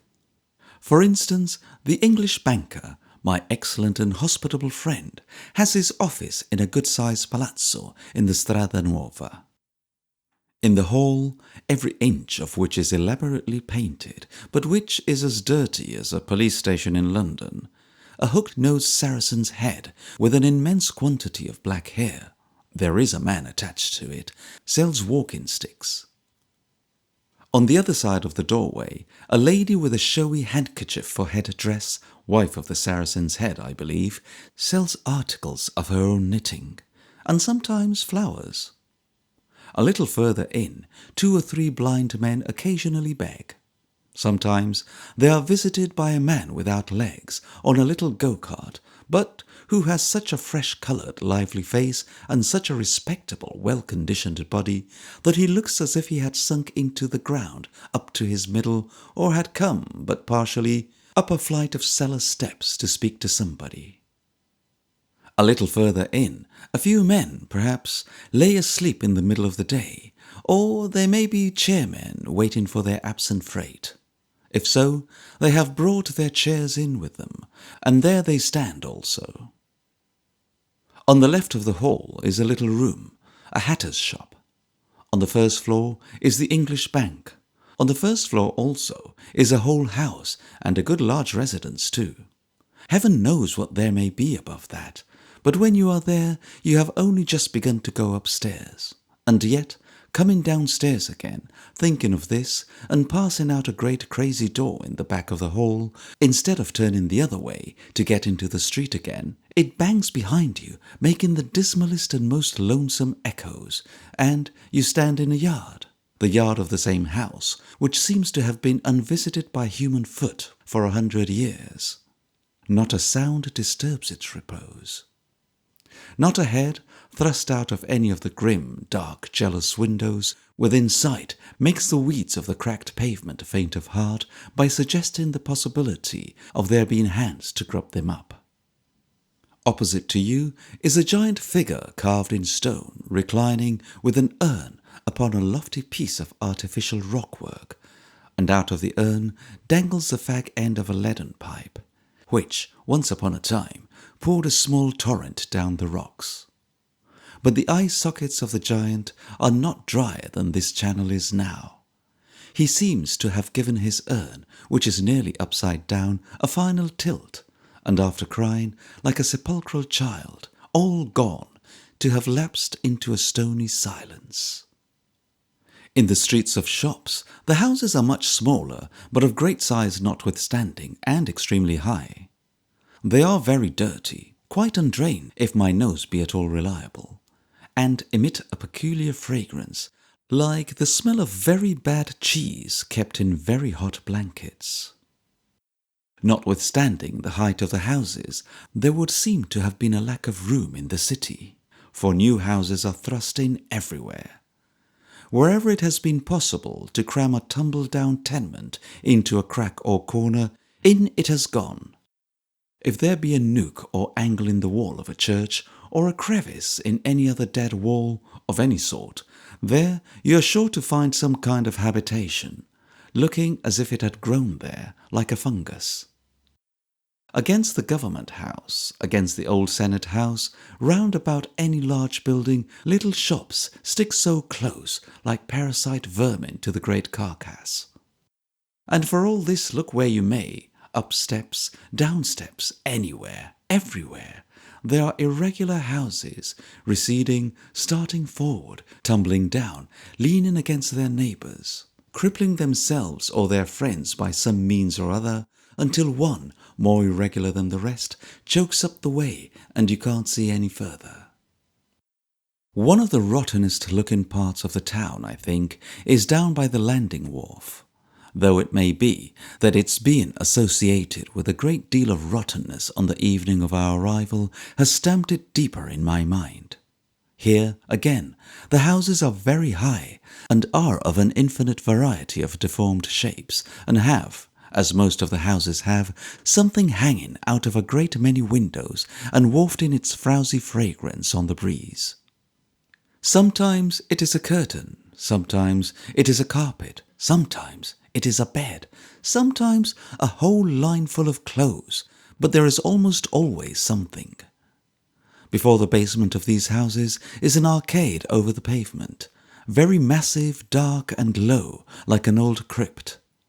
The stones or plaster of which it is made has turned quite black, and against every one of these black piles all sorts of filth and garbage seem to accumulate spontaneously.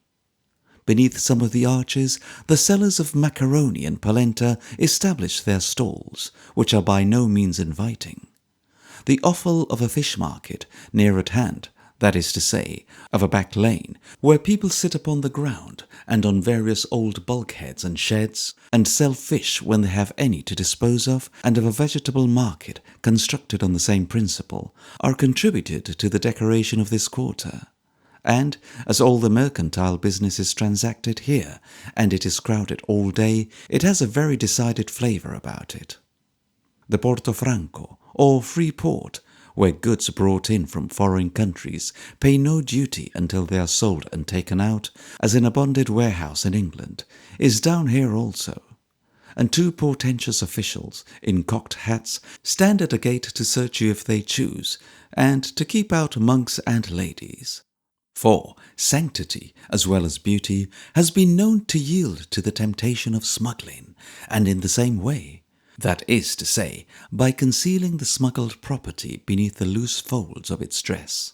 So, sanctity and beauty may by no means enter. The streets of Genoa would be all the better for the importation of a few priests of prepossessing appearance. Every fourth or fifth man in the streets is a priest or a monk, and there is pretty sure to be at least one itinerant ecclesiastic inside or outside every hackney carriage on the neighbouring roads. I have no knowledge elsewhere of more repulsive countenance than are to be found among these gentry. If nature's handwriting be at all legible, greater varieties of sloth, deceit, and intellectual torpor could hardly be observed among any class of men in the world. Mr. Pepys once heard a clergyman assert in his sermon, in illustration of his respect for the priestly office, that if he could meet a priest and angel together, he would salute the priest first. I am rather of the opinion of Petrarch, who, when his pupil, Boccaccio, wrote to him in great tribulation that he had been visited and admonished for his writings by a Carthusian friar who claimed to be a messenger immediately commissioned by heaven for that purpose, replied that for his own part he would take the liberty of testing the reality of the commission by personal observation of the messenger's face, eyes, forehead, behaviour, and discourse. I cannot but believe myself, from similar observation, that many unaccredited celestial messengers may be seen skulking through the streets of Genoa, or droning away their lives in other Italian towns. Perhaps the Cappuccini, though not a learned body, are, as an order, the best friends of the people. They seem to mingle with them more immediately as their counsellors and comforters, and to go among them more when they are sick, and to pry less than some other orders into the secrets of families for the purpose of establishing a baleful ascendancy over their weaker members, and to be influenced by a less fierce desire to make converts, and, once made, to let them go to ruin, soul and body. They may be seen in their coarse dress in all parts of the town at all times, and begging in the markets early in the morning. The Jesuits, too, muster strong in the streets, and go slinking noiselessly about in pairs like black cats. In some of the narrow passages, distinct trades congregate. There is a street of jewellers, and there is a row of booksellers, but even down in places where nobody ever can or ever could penetrate in a carriage, there are mighty old palaces shut in among the gloomiest and closest walls, and almost shut out from the sun. Very few of the tradesmen have any idea of setting forth their goods or disposing them for show. If you, a stranger, want to buy anything, you usually look round the shop till you see it, then clutch it, if it's within reach, and inquire how much. Everything is sold at the most unlikely place. If you want coffee, you go to a sweetmeat shop. If you want meat, you will probably find it behind an old checked curtain, down a half-dozen steps, in some sequestered nook, as hard to find as if the commodity were poison, and Genoa's law were death to any that uttered it. Most of the apothecaries' shops are great lounging places. Here, grave men with sticks sit down in the shade for hours together, passing a meagre Genoa paper from hand to hand, and talking drowsily and sparingly about the news. 2 or 3 of these are poor physicians, ready to proclaim themselves on an emergency, and tear off with any messenger who may arrive. You may know them by the way in which they stretch their necks to listen when you enter, and by the sigh with which they fall back again into their dull corners on finding that you only want medicine. Few people lounge in the barbers' shops, though they are very numerous, as hardly any man shaves himself. But the apothecaries has its group of loungers who sit back among the bottles, with their hands folded over the tops of their sticks. So still and quiet that either you don't see them in the darkened shop, or mistake them, as I did one ghostly man in bottle green one day, with a hat like a stopper, for horse medicine. On a summer evening, the Genoese are as fond of putting themselves, as their ancestors were of putting houses, in every available inch of space in and about the town. In all the lanes and alleys, and up every little ascent, and on every dwarf wall, and on every flight of steps, they cluster like bees. Meanwhile, and especially on festa days, the bells of the churches ring incessantly, not in peals or any known form of sound, but in a horrible, irregular, jerking dingle, dingle, dingle, with a sudden stop at every 15th dingle or so, which is maddening. This performance is usually achieved by a boy up in the steeple, who takes hold of the clapper or a little rope attached to it, and tries to dingle louder than every other boy similarly employed. The noise is supposed to be particularly obnoxious to evil spirits, but looking up into the steeple and seeing and hearing these young Christians thus engaged, one might very naturally mistake them for the enemy. Festa days, early in autumn, are very numerous. All the shops were shut up, twice within a week, for these holidays, and one night all the houses in the neighbourhood of a particular church were illuminated, while the church itself was lighted outside with torches, and a grove of blazing links was erected in an open space outside one of the city's gates. This part of the ceremony is prettier and more singular a little way in the country, where you can trace the illuminated cottages all the way up a steep hillside, and where you pass festoons of tapers wasting away in the starlight night before some lonely little house upon the road. On these days they always dress the church of the saint in whose honour the festa is holden very gaily. Gold-embroidered festoons of different colours hang from the arches. The altar furniture is set forth, and sometimes even the lofty pillars are swathed from top to bottom in tight-fitting draperies. The cathedral is dedicated to San Lorenzo. On San Lorenzo's day we went into it just as the sun was setting. Although these decorations are usually in very indifferent taste, the effect just then was very superb indeed. For the whole building was dressed in red, and the sinking sun, streaming in through a great red curtain in the chief doorway, made all the gorgeousness its own. When the sun went down, and it gradually grew quite dark inside, except for a few twinkling tapers on the principal altar and some small dangling silver lamps, it was very mysterious and effective. But sitting in any of the churches towards evening is like a mild dose of opium. With the money collected at a festa, they usually pay for the dressing of the church, and for the hiring of the band, and for the tapers. If there be any left, which seldom happens, I believe, the souls in purgatory get the benefit of it. They are also supposed to have the benefit of the exertion of certain small boys who shake money boxes before some mysterious little building like rural turnpikes, which, usually shut up close, fly open on red-letter days and disclose an image and some flowers inside. Just without the city gates, on the Albara road, is a small house with an altar in it and a stationary money box, also for the benefit of the souls in purgatory. Still, further to stimulate the charitable, there is a monstrous painting on the plaster on either side of the grated door, representing a select party of souls frying. One of them has a grey moustache and an elaborate head of grey hair, as if he had been taken out of a hairdresser's window and cast into the furnace.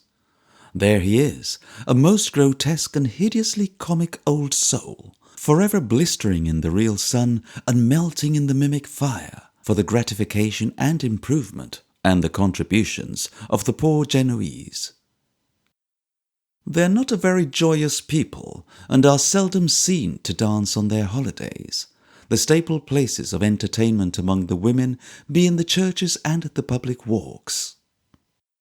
They are very good-tempered, obliging, and industrious. Industry has not made them clean, for their habitations are extremely filthy, and their usual occupation on a fine Sunday morning is to sit at their doors hunting in each other's heads. but their dwellings are so close and confined that if those parts of the city had been beaten down by Messina on the time of the terrible blockade, it would have at least occasioned one public benefit among many misfortunes. The peasant women, with naked feet and legs, are so constantly washing clothes in the public tanks and in every stream and ditch that one cannot help wondering, in the midst of all this dirt, who wears them when they are clean. The custom is to lay the wet linen which is being operated upon on a smooth stone and hammer away at it with a flat wooden mallet. This they do as furiously as if they were revenging themselves on dress in general for being connected with the fall of mankind.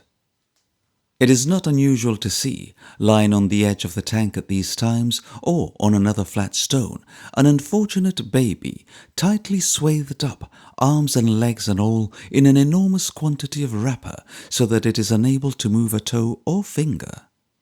This custom, which we often see represented in old pictures, is universal among the common people. A child is left anywhere without the possibility of crawling away, or is accidentally knocked off a shelf, or tumbled out of bed, or is hung up to a hook now and then, and left dangling like a doll at an English rag shop, without the least inconvenience to anybody. I was sitting one Sunday, soon after my arrival, in the little country church of San Martino, a couple of miles from the city, while a baptism took place.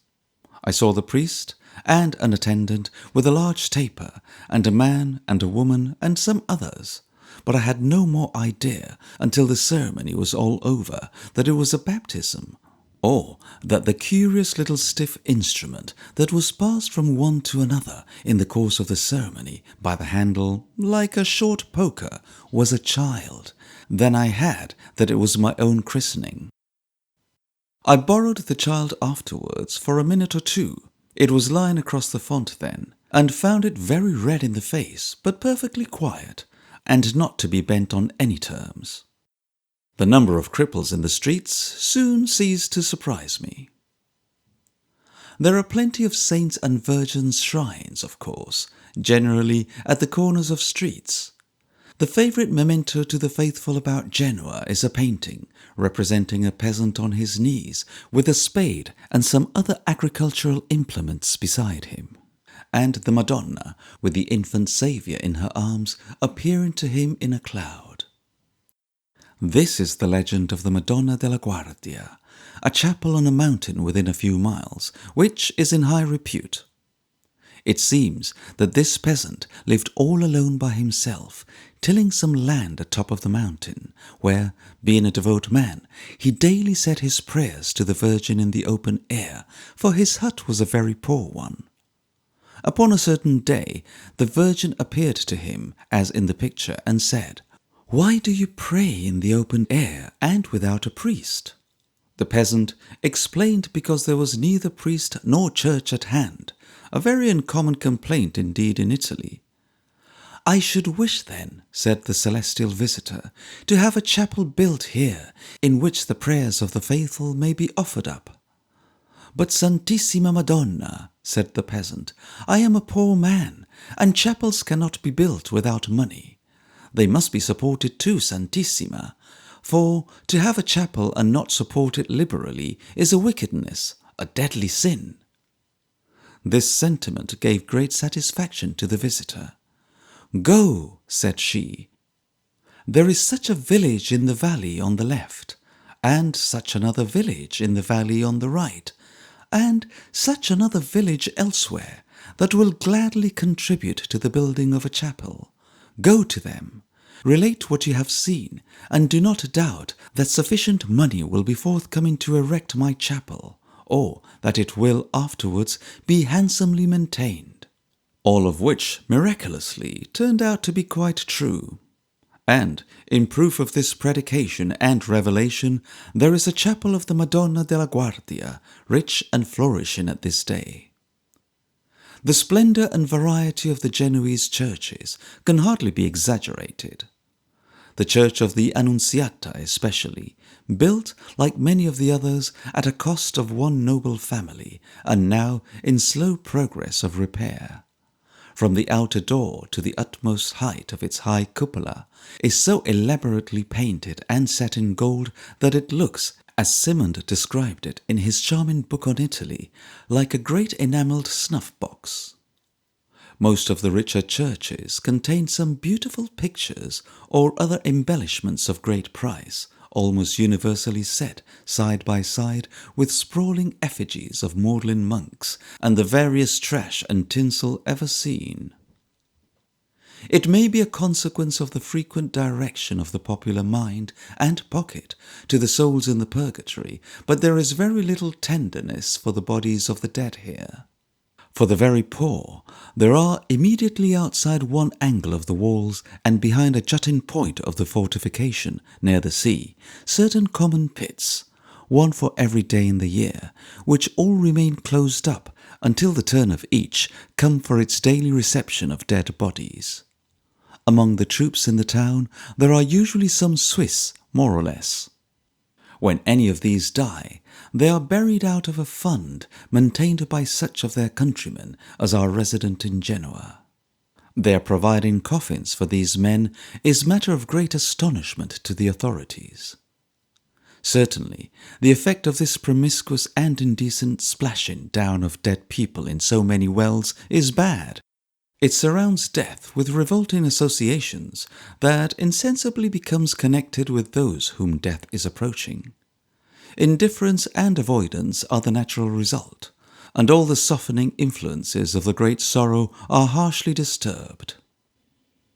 There is a ceremony, when an old cavalier or the like expires, of erecting a pile of benches in the cathedral to represent his bier, covering them over with a pall of black velvet, putting his hat and sword on the top, making a little square of seats about the whole, and sending out formal invitations to his friends and acquaintances to come and sit there and hear Mass, which is performed at the principal altar, decorated with an infinity of candles for that purpose.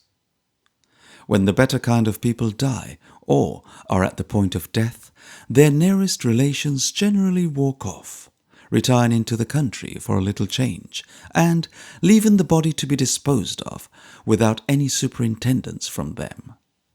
The procession is usually formed, and the coffin borne, and the funeral conducted by a body of persons called a confraternita, who, as a kind of voluntary penance, undertake to perform these offices in regular rotation for the dead, but who, mingling something of pride with their humility, are dressed in a loose garment covering their whole person, and wear a hood concealing the face, with breathing holes and apertures for the eyes.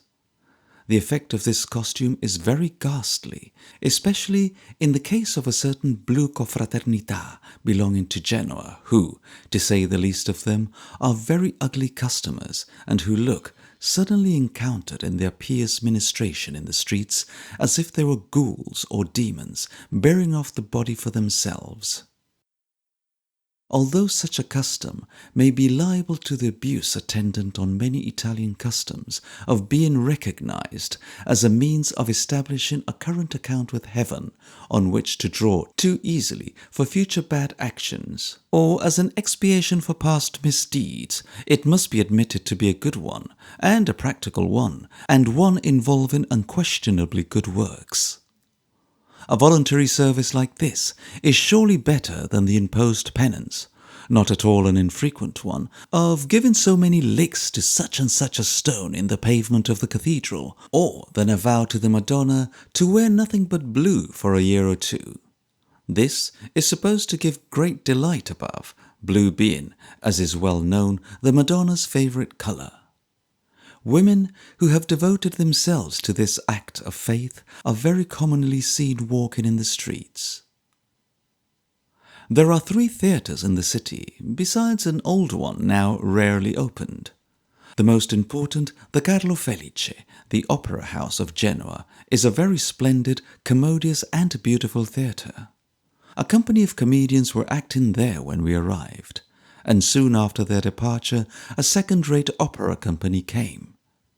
The great season is not until the carnival time, in the spring. Nothing impressed me so much in my visits here, which were pretty numerous, as the uncommonly hard and cruel character of the audience, who resent the slightest effect, take nothing good-humouredly, seem to be always lying in wait for an opportunity to hiss and spare the actresses as little as the actors. But, as there is nothing else of a public nature at which they are allowed to express the least disapprobation, perhaps they are resolved to make the most of this opportunity. There are a great number of Piedmontese officers too, who are allowed the privilege of kicking their heels in the pit for next to nothing. Gratuitous or cheap accommodation for these gentlemen being insisted on by the governor in all public or semi-public entertainments. They are lofty critics in consequence, and infinitely more exacting than if they made the unhappy manager's fortune. The Teatro Diurno, or day theatre, is a covered stage in the open air, where the performances take place by daylight in the cool of the afternoon, commencing at 4 or 5 o'clock and lasting some 3 hours. It is curious, sitting among the audience, to have a fine view of the neighbouring hills and houses, and to see the neighbours at their windows looking on, and to hear the bells of the churches and convents ringing at most complete cross-purposes with the scene. Beyond this, and the novelty of seeing a play in the fresh pleasant air, with the darkening evening closing in, there is nothing very exciting or characteristic in the performances. The actors are indifferent, and, though they sometimes represent one of Goldoni's comedies, the staple of the drama is French. Anything like nationality is dangerous to despotic governments and Jesuit-beleaguered kings. The Theatre of the Puppets, or Marionetti, a famous company from Milan, is, without any exception, the drollest exhibition I ever beheld in my life. I never saw anything so exquisitely ridiculous. They look between 4 and 5 feet high, but are really much smaller, for when a musician in the orchestra happens to put his hat on the stage, it becomes alarmingly gigantic and almost blots out an actor. They usually play a comedy and a ballet. The comic man in the comedy I saw one summer night is a waiter in a hotel. There never was such a locomotive actor since the world began. Great pains are taken with him. He has extra joints in his legs, and a practical eye with which he winks at the pit in a manner that is absolutely insupportable to a stranger, but which the initiated audience, mainly composed of the common people, receive, so they do everything else, quite as a matter of course, and as if he were a man. His spirits are prodigious. He continually shakes his legs and winks his eye. And there is a heavy father with grey hair, who sits down on the regular conventional stage bank, and blesses his daughter in the regular conventional way, who is tremendous. No one would suppose it possible that anything short of a real man could be so tedious. It is the triumph of art. In the ballet, an enchanter runs away with a bride in the very hour of her nuptials. He brings her to his cave and tries to soothe her. They sit down on a sofa, the regular sofa, in the regular place, OP's second entrance, and a procession of musicians enter, one creature playing a drum and knocking himself off his legs at every blow. These, failing to delight her, dancers appear. 4 first, then 2, the flesh-coloured 2. The way in which they dance, the height to which they spring, the impossible and inhuman extent to which they pirouette, the revelation of their preposterous legs, the coming down with a pause on the very tips of their toes when the music requires it, the gentlemen's retiring up when it is the ladies' turn, and the ladies retiring up when it is the gentlemen's turn, the final passion of a pas de deux, and the going off with a bound. I shall never see a real ballet with a composed countenance again. I went, another night, to see these puppets act a play called St. Helena, or The Death of Napoleon. It began by the disclosure of Napoleon, with an immense head, seated on a sofa in his chamber at St. Helena, to whom his valet entered with this obscure announcement: "Sir, you ut sion lao." Sir Hudson, that you could have seen his regimentals, was a perfect mammoth of a man to Napoleon, hideously ugly, with a monstrously disproportionate face and a great clump for the lower jaw to express his tyrannical and obdurate nature. He began his system of persecution by calling his prisoner General Buonaparte, to which the latter replied with the deepest tragedy: "Sir, you ut sion lao, call me not thus. Repeat that phrase and leave me. I am Napoleon, Emperor of France." Sir Hugh ut sion, nothing daunted, proceeded to entertain him with an ordinance of the British government, regulating the state he should preserve, and the furniture of his rooms, and limiting his attendance to 4 or 5 persons. "4 or 5 for me," said Napoleon. "Me, 100,000 men, were lately at my sole command. And this English officer talks of 4 or 5 for me." Throughout the piece, Napoleon, who talked very like the real Napoleon and was, forever, having small soliloquies by himself, was very bitter on these English officers and these English soldiers, to the great satisfaction of the audience, who were perfectly delighted to have Lao bullied, and who, whenever Lao said General Buonaparte, which he always did, always receiving the same correction, quite execrated him. It would be hard to say why, for Italians have little cause to sympathize with Napoleon, heaven knows. There was no plot at all, except that a French officer, disguised as an Englishman, came to propound a plan of escape, and being discovered, but not before Napoleon had magnanimously refused to steal his freedom, was immediately ordered off by Lao to be hanged. In 2 very long speeches, which Lao made memorable by winding up with "Yas," to show that he was English, which brought down thunders of applause. Napoleon was so affected by this catastrophe that he fainted away on the spot and was carried out by 2 other puppets. Judging from what followed, it would appear that he never recovered the shock, for the next act showed him, in a clean shirt, in his bed, curtains crimson and white, where a lady, prematurely dressed in mourning, brought 2 little children who kneeled down by the bedside, while he made a decent end, the last word of his lips being "Vateloo." It was unspeakably ludicrous.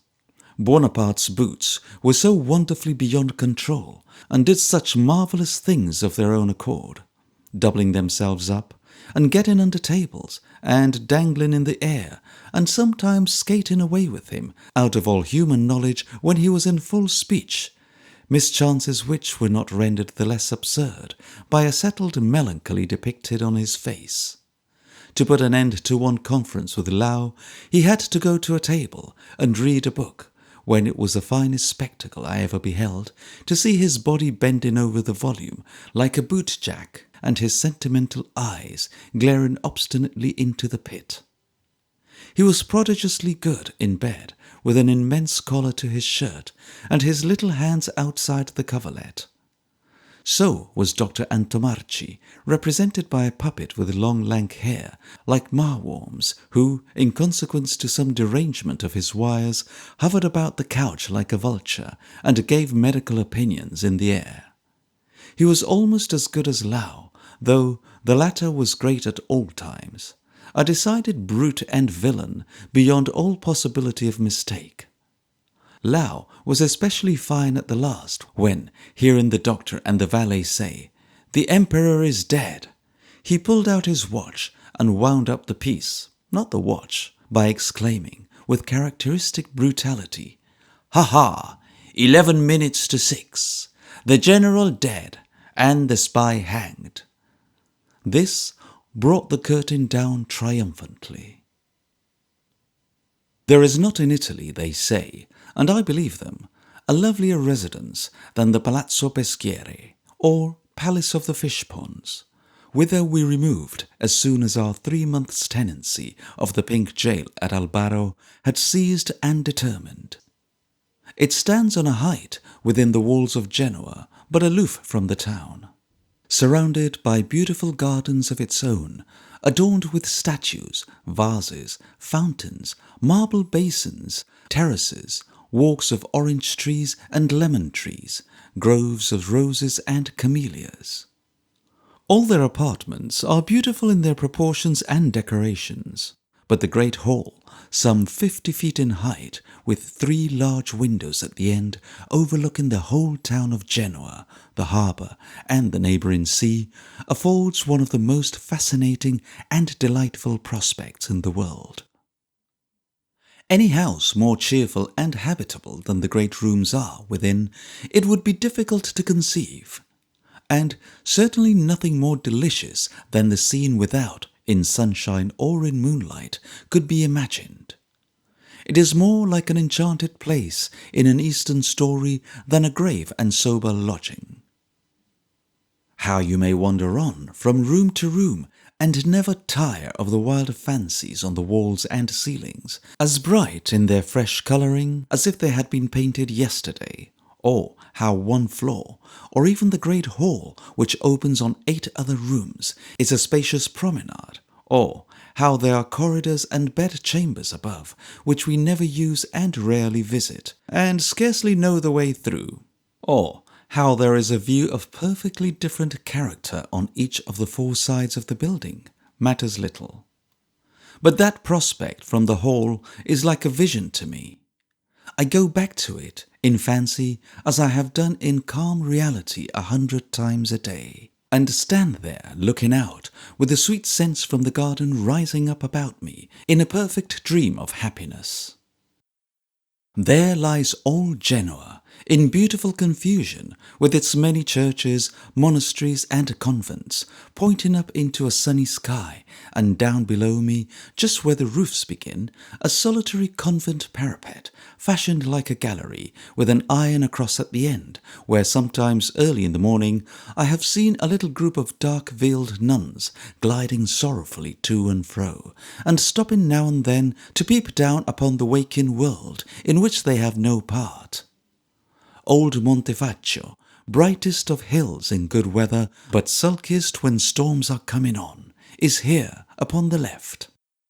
The fort within the walls, the good king built it to command the town, and beat the houses of the Genoese about their ears, in case they should be discontented, commands that height upon the right. The broad sea lies beyond, in front there, and that line of coast, beginning by the lighthouse and tapering away, a mere speck in the rosy distance, is the beautiful coast road that leads to Nice. The garden near at hand, among the roofs and houses, all red with roses and fresh with little fountains, is the Acquasola, a public promenade, where the military band plays gaily, and the white veils cluster thick, and the Genoese nobility ride round and round and round, in state clothes and coaches at least, if not in absolute wisdom. Within a stone's throw, as it seems, the audience of the day theatre sit, their faces turned this way, but as the stage is hidden, it is very odd, without a knowing of the cause, to see their faces changed so suddenly from earnestness to laughter, and the odder still, to hear the rounds upon rounds of applause rattling in the evening air to which the curtain falls. But, being Sunday night, they act their best and most attractive play. And now the sun is going down in such magnificent array of red and green and golden light as neither pen nor pencil could depict. And to the ringing of the vesper bells, darkness sets in at once without a twilight. Then lights begin to shine in Genoa and on the country road, and the revolving lanthorn out at sea there, flashing for an instant on this palace front and portico, illuminates it as if there were a bright moon bursting from behind a cloud, then merges it into deep obscurity. And this, so far as I know, is the only reason why the Genoese avoid it after dark and think it haunted. My memory will haunt it many nights in time to come, but nothing worse I will engage. The same ghost will occasionally sail away, as I did one pleasant autumn evening, into the bright prospect and sniff the morning air at Marseille.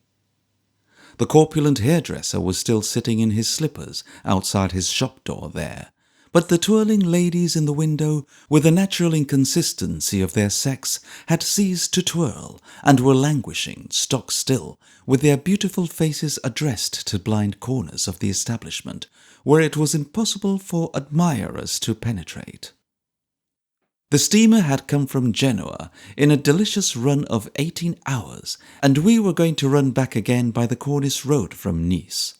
Not being satisfied to have seen only the outside of the beautiful towns that rise in picturesque white clusters from among the olive woods and rocks and hills upon the margin of the sea.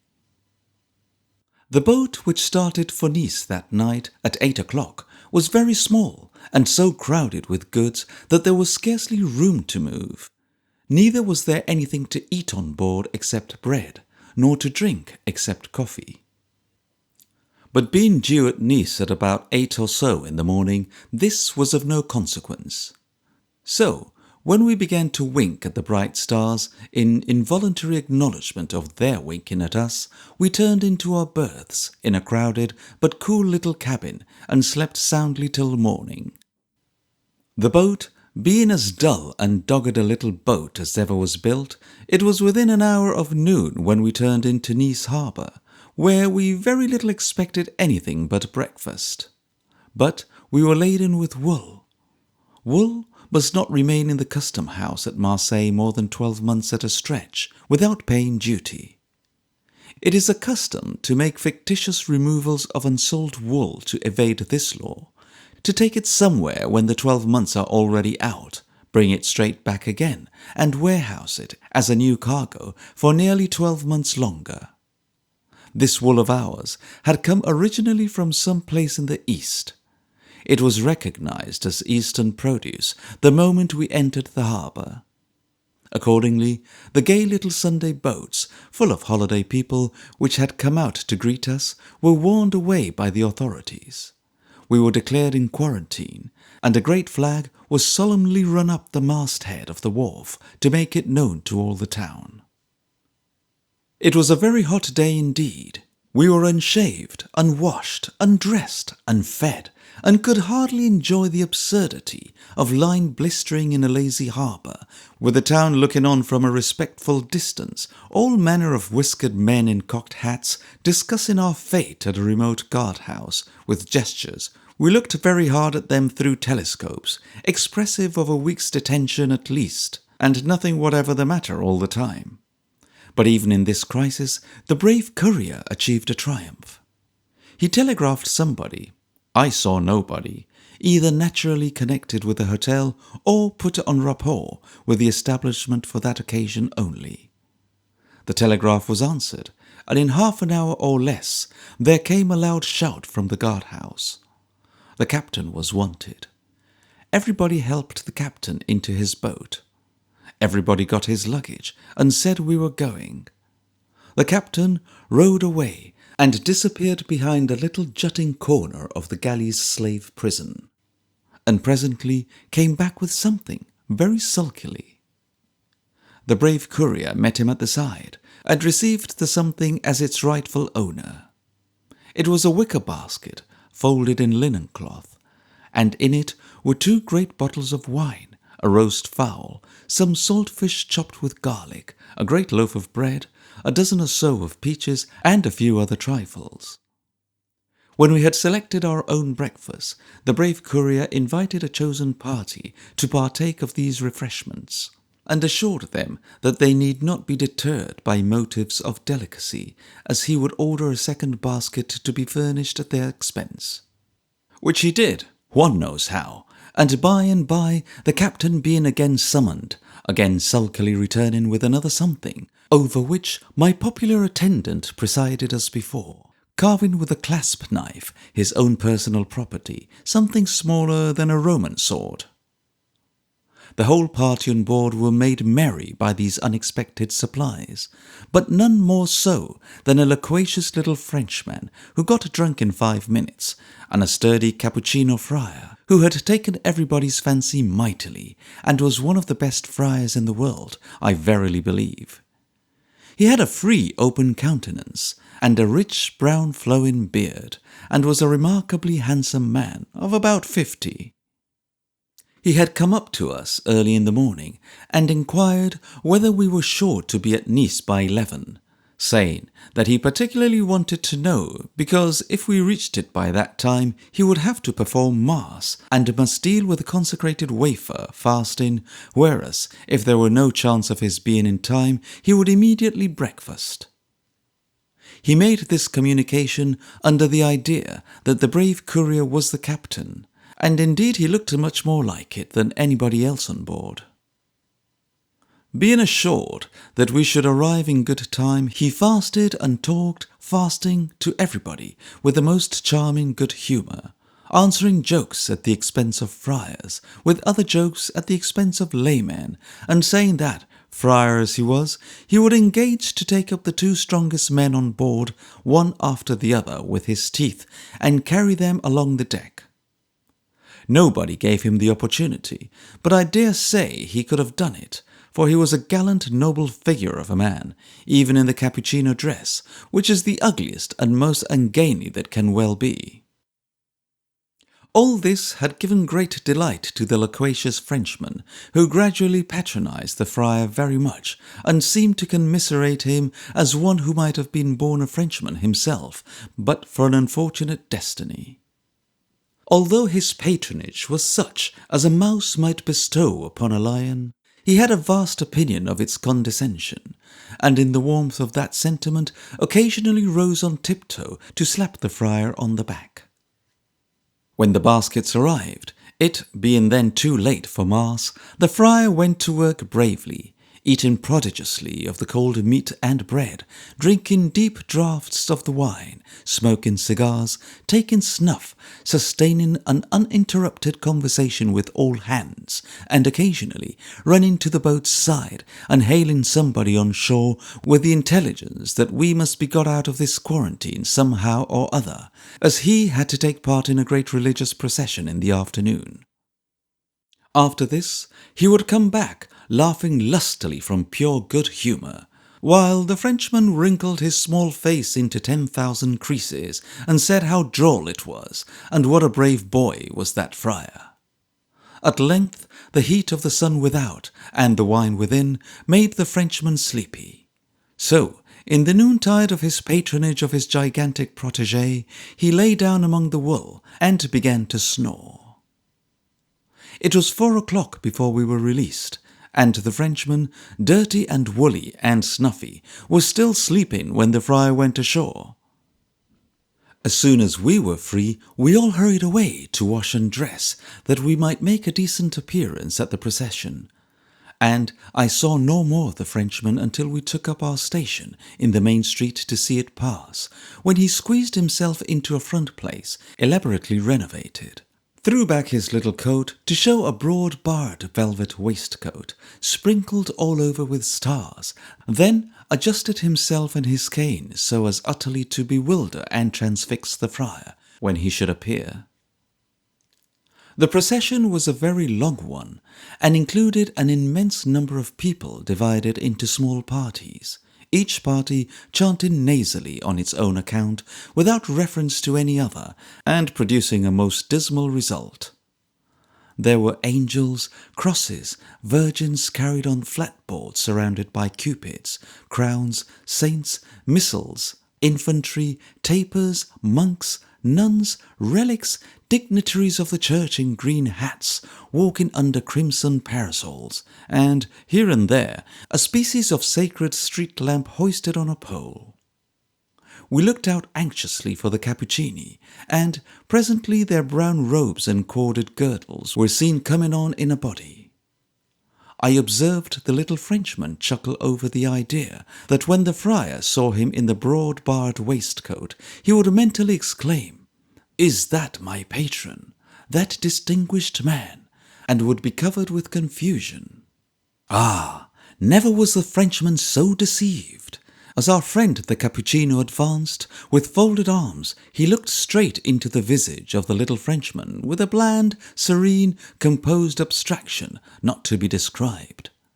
There was not the faintest trace of recognition or amusement on his features, not the smallest consciousness of bread and meat, wine, snuff, or cigars. C'est lui-même, I heard the little Frenchman say, in some doubt. Oh yes, it was himself. It was not his brother or his nephew, very like him. It was he. He walked in great state, being one of the superiors of the order, and looked his part to admiration. There never was anything so perfect of its kind as the contemplative way in which he allowed his placid gaze to rest upon us, his late companions, as if he had never seen us in his life, and didn't see us then. The Frenchman, quite humbled, took off his hat at last, but the friar still passed on, with the same imperturbable serenity, and the broad barred waistcoat, fading into the crowd, was seen no more. The procession wound up with a discharge of musketry that shook all the windows in the town. Next afternoon we started for Genoa by the famed Cornice road. The half-French, half-Italian vetturino who undertook, with his little rattling carriage and pair, to convey us thither in 3 days was a careless, good-looking fellow, whose light-heartedness and singing propensities knew no bounds as long as we went on smoothly. So long he had a word and a smile and a flick of his whip for all the peasant girls, and odds and ends of the sonnambula for all the echoes. So long he went jingling through every little village, with bells on his horses and rings in his ears, a very meteor of gallantry and cheerfulness. But it was high characteristic to see him under a slight reverse of circumstances, when, in one part of the journey, we came to a narrow place where a wagon had broken down and stopped up the road. His hands were twined in his hair immediately, as if a combination of all the direst accidents in life had suddenly fallen on his devoted head. He swore in French, prayed in Italian, and went up and down, beating his feet on the ground in a very ecstasy of despair. There were various carters and mule drivers assembled round the broken wagon, and at last some man of an original turn of mind proposed that a general and a joint effort should be made to get things to right again, and clear the way, an idea which I verily believe would never have presented itself to our friend. It was done at no great cost of labour, but at every pause in the doing his hands were wound in his hair again, as if there were no ray of hope to lighten his misery. The moment he was on his box once more, and clattering briskly downhill, he returned to the sonnambula and the peasant girls, as if it were not in the power of misfortune to depress him. Much of the romance of the beautiful towns and villages on this beautiful road disappears when they are entered, for many of them are very miserable. The streets are narrow, dark, and dirty. The inhabitants lean and squalid, and the withered old women, with their wiry grey hair twisted up in a knot on the top of the head, like a pad to carry loads on, are so intensely ugly, both along the Riviera and in Genoa too, that, seen straggling about in dim doorways with their spindles, or crooning together in by-corners, they are like a population of witches, except that they certainly are not to be suspected of brooms or any other instrument of cleanliness. Neither are the pigskins, in common use to hold wine, and hung out in the sun in all directions by any means ornamental, as they always preserve the form of very bloated pigs, with their heads and legs cut off, dangling upside down by their own tails. These towns, as they are seen in the approach, however, nestling with their clustering roofs and towers among trees on steep hillsides, or built upon the brink of noble bays, are charming.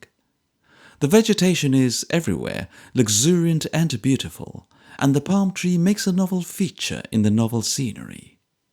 In one town, San Remo, a most extraordinary place, built on gloomy open arches, so that one might ramble underneath the whole town. There are plenty terrace gardens. In other towns there is a clang of shipwrights' hammers, and the buildings of small vessels on the beach. In some of the broad bays the fleets of Europe might ride at anchor. In every case, each little group of houses present, in the distance, some enchanting confusion of picturesque and fanciful shapes. The road itself, now high above the glittering sea which breaks against the foot of the precipice, now turning inland to sweep the shore of a bay, now crossing the stony bed of a mountain stream, now low down on the beach, now winding among riven rocks of many forms and colours, now checkered by a solitary ruined tower, one of a chain of towers built in old time to protect the coast from the invasion of the Barbary corsairs, presents new beauties every moment. When its own striking scenery is past, and it trails on through a long line of suburb lying on a flat seashore to Genoa, then the changing glimpses of that noble city and its harbour awaken a new source of interest, freshened by every huge, unwieldy, half-inhabited old house in its outskirts. And, coming to its climax when the city gate is reached, and old Genoa, with its beautiful harbour and neighbouring hills, burst proudly on the view. To Parma, Modena and Bologna, I strolled away from Genoa on the 6th of November, bound for a good many places, England among them, but first for Piacenza, for which town I started in the coupe of a machine something like a travelling caravan, in company with a brave courier and a lady with a large dog who howled dolefully at intervals all night. It was very wet and very cold, very dark and very dismal. We travelled at a rate of barely 4 miles an hour and stopped nowhere for refreshment. At 10 o'clock next morning, we changed coaches at Alessandria, where we were packed up in another coach, the body whereof would have been small for a fly, in company with a very old priest, a young Jesuit, his companion, who carried their breviaries and other books, and who, in the exertion of getting into the coach, had made a gash of pink leg between his black stocking and his black knee shorts that reminded one of Hamlet in Ophelia's closet, only it was visible on both legs.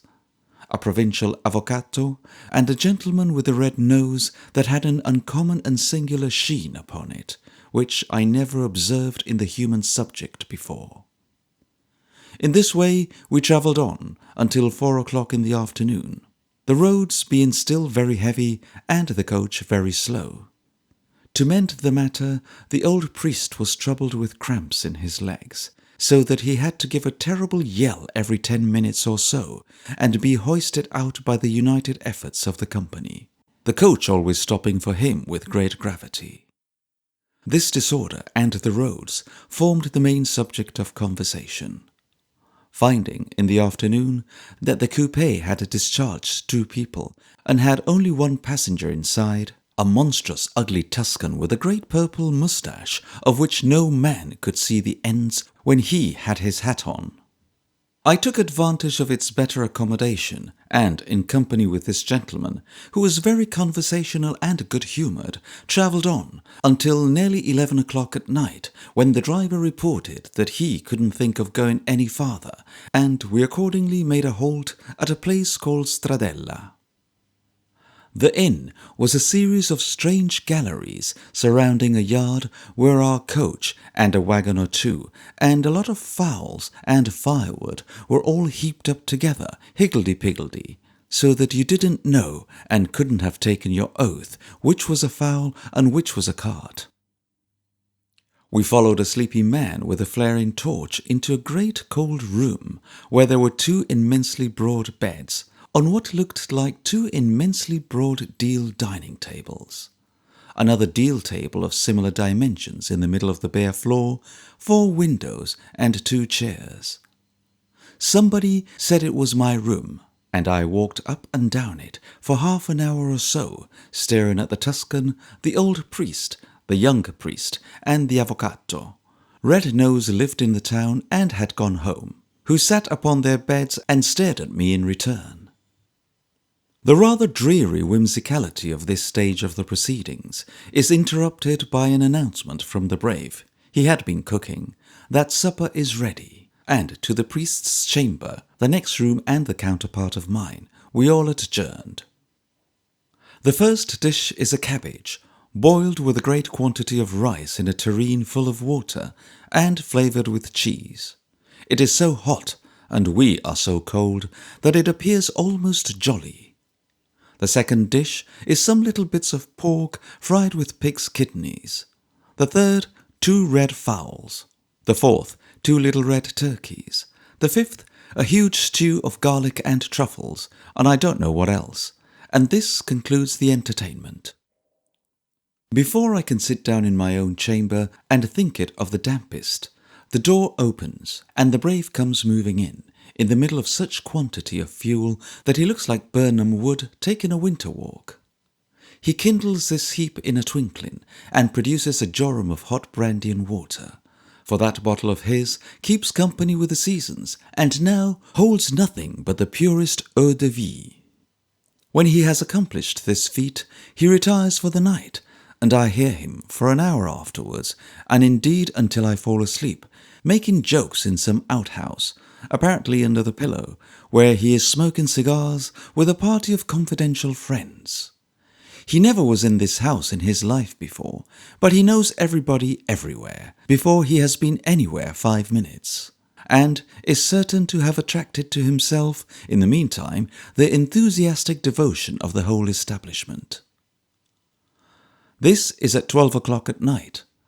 At 4 o'clock next morning, he is up again, fresher than a full-blown rose, making blazing fires without the least authority from the landlord, producing mugs of scalding coffee when nobody else can get anything but cold water, and going into the dark streets and roaring for fresh milk on the chance of somebody with a cow getting up to supply it. While the horses are coming, I stumble out into the town too. It seems to be all one little piazza, with a cold damp wind blowing in and out of the arches, alternately in a sort of pattern. But it is profoundly dark and raining heavily, and I shouldn't know it tomorrow if I were taken there to try, which heaven forbid. The horses arrive in about an hour. In the interval, the driver swears, sometimes Christian oaths, sometimes pagan oaths. Sometimes, when it is a long compound oath, he begins with Christianity and merges into paganism. Various messengers are dispatched, not so much after the horses as after each other, for the first messenger never comes back, and all the rest imitate him. At length the horses appear, surrounded by all the messengers, some kicking them and some dragging them, and all shouting abuse to them. Then the old priest, the young priest, the avvocato, the Tuscan, and all of us take our places. The sleepy voices proceeding from the doors of extraordinary hutches in divers parts of the yard cry out, "Addio, corriere mio! Buon viaggio, corriere!" Salutations which the courier, with his face one monstrous grin, returns in like manner as we go jolting and wallowing away through the mud. At Piacenza, which was 4 or 5 hours' journey from the inn at Stradella, we broke up our little company before the hotel door, with divers manifestations of friendly feeling on all sides.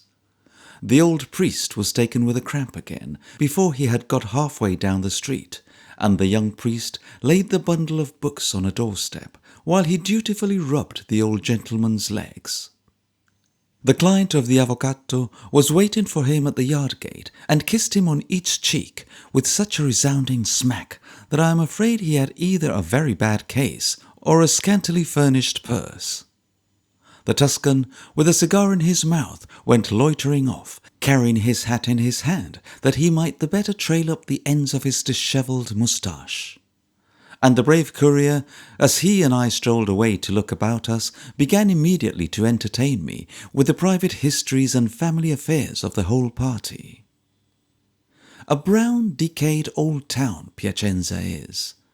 a deserted, solitary, grass-grown place with ruined ramparts, half-filled-up trenches which afford a frowsy pasturage to the lean kine that wander about them, and streets of stern houses, moodily frowning at the other houses over the way.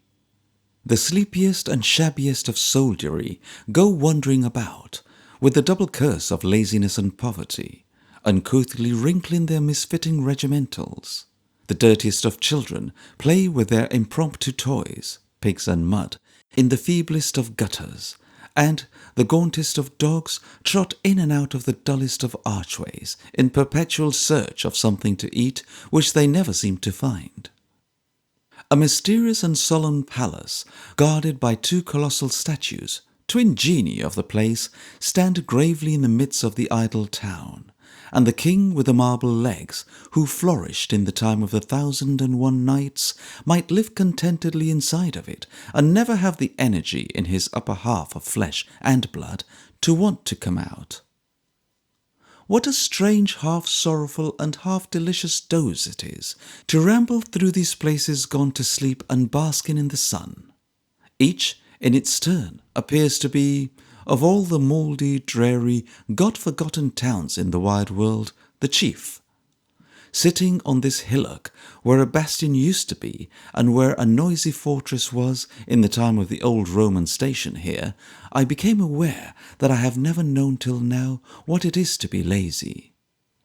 A dormouse must surely be in very much the same condition before he retires under the wool in his cage, or a tortoise before he buries himself. I feel that I am getting rusty, that any attempt to think would be accompanied with a creaking noise, that there is nothing anywhere to be done or needing to be done, that there is more human progress, motion, effort, or advancement of any kind beyond this, that the whole scheme stopped here centuries ago and laid down to rest until the day of judgment. Never while the brave courier lives. Behold him jungling out of Piacenza and staring this way in the tallest posting chaise ever seen, so that he looks out of the front window as if he were peeping over a garden wall, while the postilion, concentrated essence of all the shabbiness of Italy, pauses for a moment in his animated conversation to touch his hat to a blunt-nosed little virgin, hardly less shabby than himself, enshrined in a plaster Punch's show outside the town. In Genoa and thereabouts, they train the vines on trellis work, supported on square clumsy pillars which, in themselves, are anything but picturesque. But here they twine them around trees and let them trail among the hedges, and the vineyards are full of trees regularly planted for this purpose, each with its own vine twining and clustering about it. Their leaves are now of the brightest gold and deepest red, and never was anything so enchantingly graceful and full of beauty. Through miles of these delightful forms and colours the road winds its way.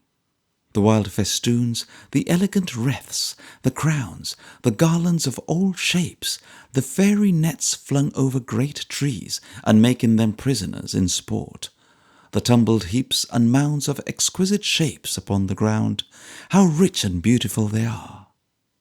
And every now and then a long, long line of trees will be all bound and garlanded together, as if they had taken hold of one another and were coming dancing down the field.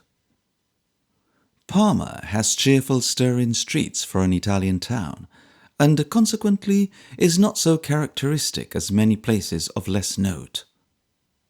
Always excepting the retired piazza, where the cathedral, baptistry, and campanile, ancient buildings of a sombre brown, embellished with innumerable grotesque monsters and dreamy-looking creatures carved in marble and red stone, are clustered in a noble and magnificent repose.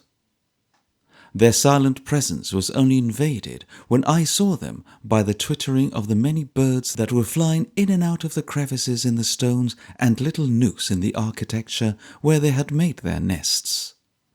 They were busy, rising from the cold shade of temples made with hand into the sunny air of heaven. Not so the worshippers within, who were listening to the same drowsy chant, or kneeling before the same kinds of images and tapers, or whispering with their heads bowed down in the self-same dark confessionals as I had left in Genoa and everywhere else. The decayed and mutilated paintings with which the church is covered have, to my thinking, a remarkably mournful and depressing influence. It is miserable to see great works of art, something of the souls of painters, perish and fading away like human forms. This cathedral is odorous with the rotting of Correggio's frescoes in the cupola. Heaven knows how beautiful they may have been at one time. Connoisseurs fall into raptures with them now, but such a labyrinth of arms and legs, such heaps of foreshortened limbs, entangled and involved and jumbled together, no operative surgeon gone mad could imagine in his wildest delirium.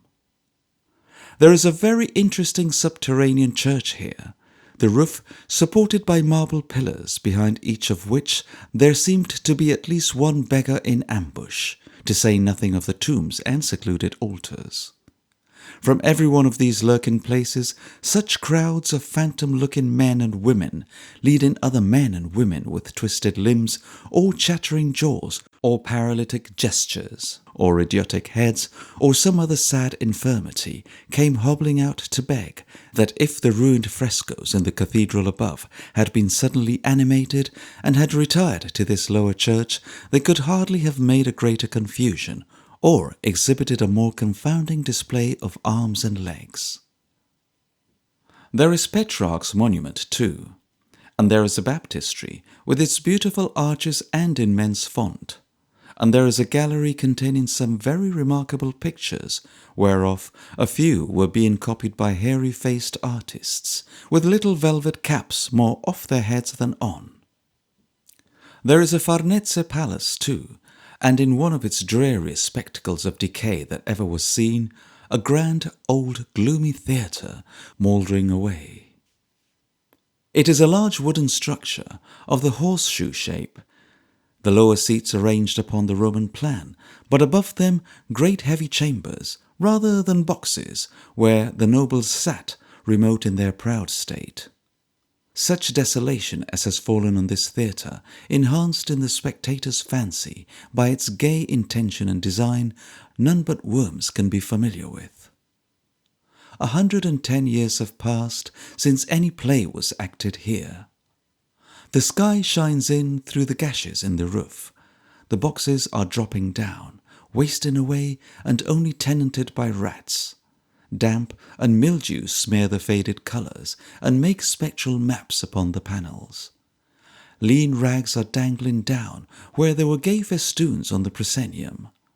The stage has rotted so that a narrow wooden gallery is thrown across it, or it would sink beneath the treads and bury the visitor in the gloomy depth beneath. The desolation and decay impress themselves on all the senses. The air has a mouldering smell and an earthy taste. Any stray outer sounds that straggle in with some lost sunbeam are muffled and heavy, and the worm, the maggot, and the rot have changed the surface of the wood beneath the touch, as time will seem and roughen a smooth hand. If ever ghosts act plays, they can act them on this ghostly stage.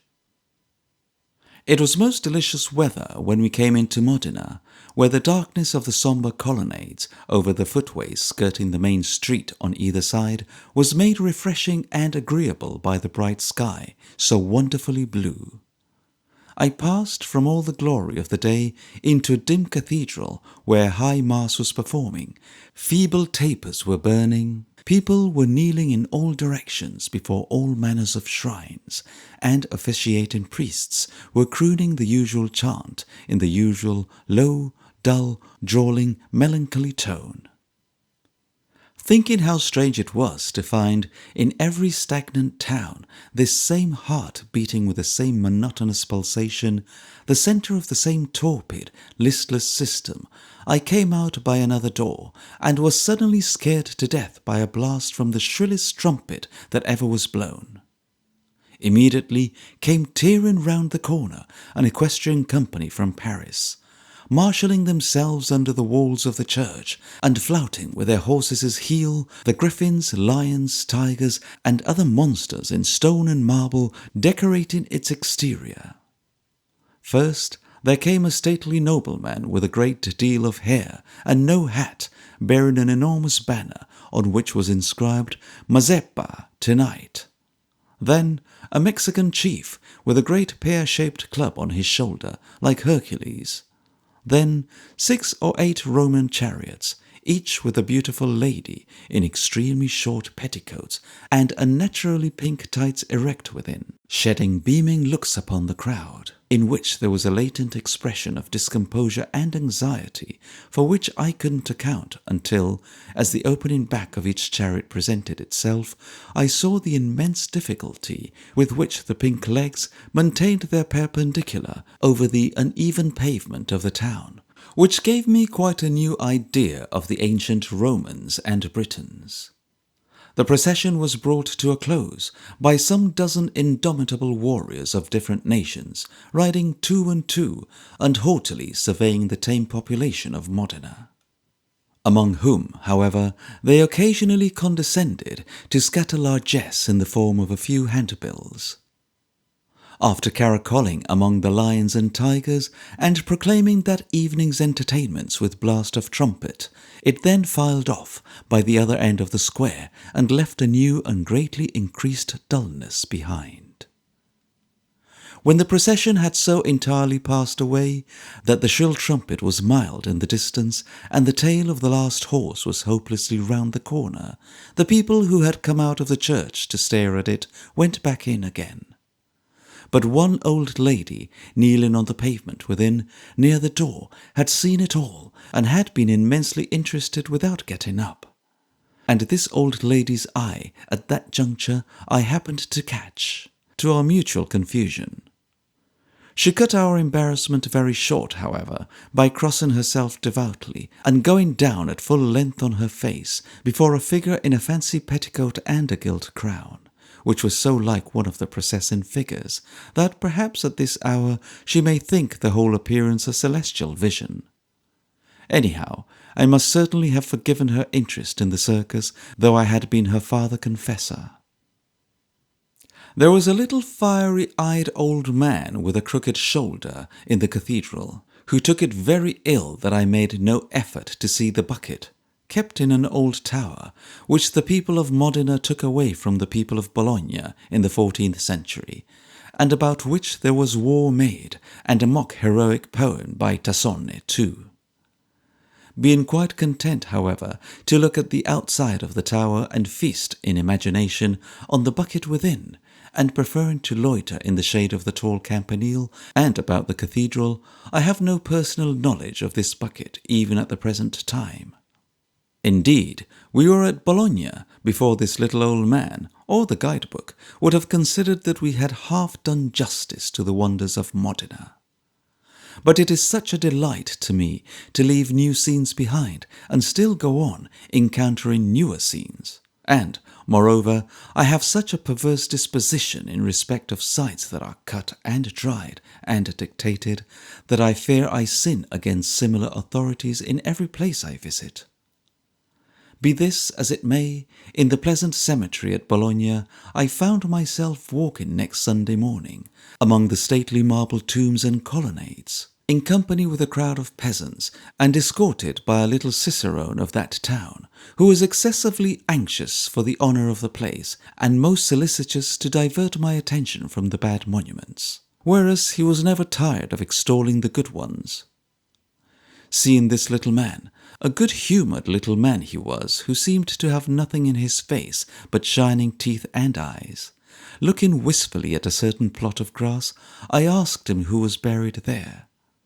"The poor people, signore," he said, with a shrug and a smile, and stopping to look back at me, for he always went on a little before, and took off his hat to introduce every new monument. "Oh, the poor, signore! It's very cheerful, it's very lively, how green it is, how cool! It's like a meadow, there are 5. holding up all the fingers of his right hand to express the number, which an Italian peasant will always do, if it be within the compass of his 10 fingers. "There are 5 of my little children buried there, signore, just there, a little to the right. Well, thanks to God, it's very cheerful. How green it is, how cool it is. It's quite a meadow." He looked me very hard in the face, and seeing I was sorry for him, took a pinch of snuff — every cicerone takes snuff — and made a little bow, partly in deprecation of his having alluded to such a subject, and partly in memory of the children and of his favourite saint. It was as unaffected and as perfectly natural a little bow as every man made. Immediately afterwards he took his hat off altogether and begged to introduce me to the next monument, and his eyes and his teeth shone brighter than before. Through Bologna and Ferrara. There was such a very smart official in attendance at the cemetery where the little cicerone had buried his children, that when the little cicerone suggested to me, in a whisper, that there would be no offence in presenting this officer in return for some slight extra service with a couple of Pauls, about 10 English money, I looked incredulously at his cocked hat, washed leather gloves, well-made uniform, and dazzling buttons, and rebuked this little cicerone with a grave shake of the head. For, in splendour of appearance, he was at least equal to the deputy usher of the Black Rod, and the idea of his carrying, as Jeremy Diddler would say, such a thing as 10 away with him, seemed monstrous. He took it in excellent part, however, when I made bold to give it him, and pulled off his cocked hat with a flourish that would have been a bargain at double the money. It seemed to be his duty to describe the monuments to the people. At all events, he was doing so, and when I compared him, like Gulliver in Brobdingnag, with the institution of my own beloved country, I could not refrain from tears of pride and exultation. He had no pace at all, no more than a tortoise. He loitered as the people loitered, that they might gratify their curiosity, and positively allowed them, now and then, to read the inscriptions on the tombs. He was neither shabby nor insolent, nor churlish nor ignorant. He spoke his own language with perfect propriety, and seemed to consider himself, in his way, a kind of teacher of the people, and to entertain a just respect for both himself and them. They would no more have such a man for a verger in Westminster Abbey than they would let the people in, as they do at Bologna, to see the monuments for nothing. Again, an ancient sombre town under the brilliant sky, with heavy arcades over the footways of the older streets, and lighter and more cheerful archways in the newer portions of the town.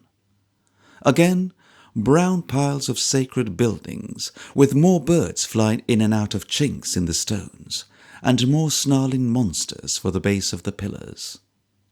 Again, rich churches, drowsy masses, curling incense, tinkling bells, priests in bright vestments, pictures, tapers, laced altar cloths, crosses, images, and artificial flowers. There is a grave and learned air about the city, and a pleasant gloom upon it that would leave it a distinct and separate impression in the mind among a crowd of cities, though it were not still further marked in the traveller's remembrance by the 2 brick leaning towers, sufficiently unsightly in themselves, it must be acknowledged, inclining crosswise as if they were bowing stiffly to each other. A most extraordinary termination to the perspective of some of the narrow streets. The colleges, and churches too, and palaces, and above all, the Academy of Fine Arts, where there are a host of interesting pictures, especially by Guido, Domenichino, and Ludovico Carracci, give it a place of its own in the memory. Even though these were not, and there were nothing else to remember it by, the great meridian on the pavement of the church of San Petronio, where the sunbeams mark the time among the kneeling people, would give it a fanciful and pleasant interest. Bologna being full of tourists, detained there by an inundation which rendered the road to Florence impassable, I was quartered up at the top of a hotel in an out-of-the-way room which I never could find, containing a bed big enough for a boarding school, which I couldn't fall asleep in. The chief among the waiters who visited this lonely retreat, where there were no other company but the swallows in the broad eaves over the window, was a man of one idea in connection with the English, and the subject of this harmless monomania was Lord Byron. I made the discovery by accidentally remarking to him at breakfast that the matting with which the floor was covered was very comfortable at that season, when he immediately replied that Milord Byron had been much attached to that kind of matting. Observing at the same moment that I took no milk, he exclaimed with enthusiasm that Milord Byron had never touched it.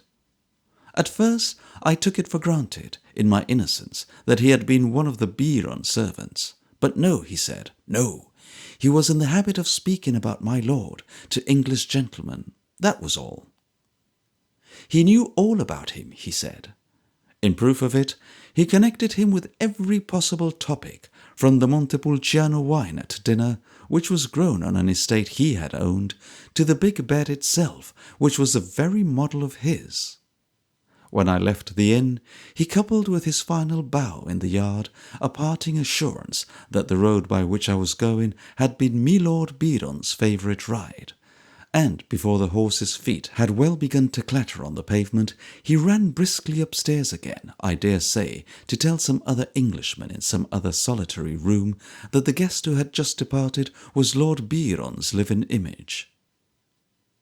I had entered Bologna by night, almost midnight, and all along the road thither, after our entrance into the papal territory, which is not, in any part, supremely well governed, St. Peter's Quays being rather rusty now, the driver had so worried about the danger of robbers in travelling after dark, and had so infected the brave courier, and the two had been so constantly stopping and getting up and down to look after a portmanteau which was tied on behind, that I should have felt almost obliged to anyone who would have had the goodness to take it away. Hence it was stipulated that, whenever we left Bologna, we should start so as not to arrive at Ferrara later than 8 at night. And a delightful afternoon and evening journey it was, albeit through a flat district which gradually became more marshy from the overflow of brooks and rivers in the recent heavy rains. At sunset, when I was walking on alone, while the horses rested, I arrived upon a little scene which, by one of those singular mental operations of which we are all conscious, seemed perfectly familiar to me, and which I see distinctly now. There was not much in it. In the blood-red light, there was a mournful sheet of water, just stirring by the evening wind. Upon its margin, a few trees. In the foreground was a group of silent peasant girls leaning over the parapet of a little bridge and looking, now up at the sky, now down into the water. In the distance, a deep bell, the shade of approaching night on everything. If I had been murdered there in some former life, I could not have seemed to remember the place more thoroughly, or with a more emphatic chilling of the blood. And the mere remembrance of it acquired in that minute is so strengthened by the imaginary recollection that I hardly think I could forget it. More solitary, more depopulated, more deserted, old Ferrara than any city of the Sullen Brotherhood. The grass so grows up in the silent streets that anyone might make hay there, literally, while the sun shines. But the sun shines with diminished cheerfulness in grim Ferrara, and the people are so few who pass and repass through the place that the flesh of its inhabitants might be grass indeed, and growing in the squares. I wonder why the head coppersmith in an Italian town always lives next door to the hotel or opposite, making the visitor feel as if the beating hammers were his own heart palpitating with a deadly energy.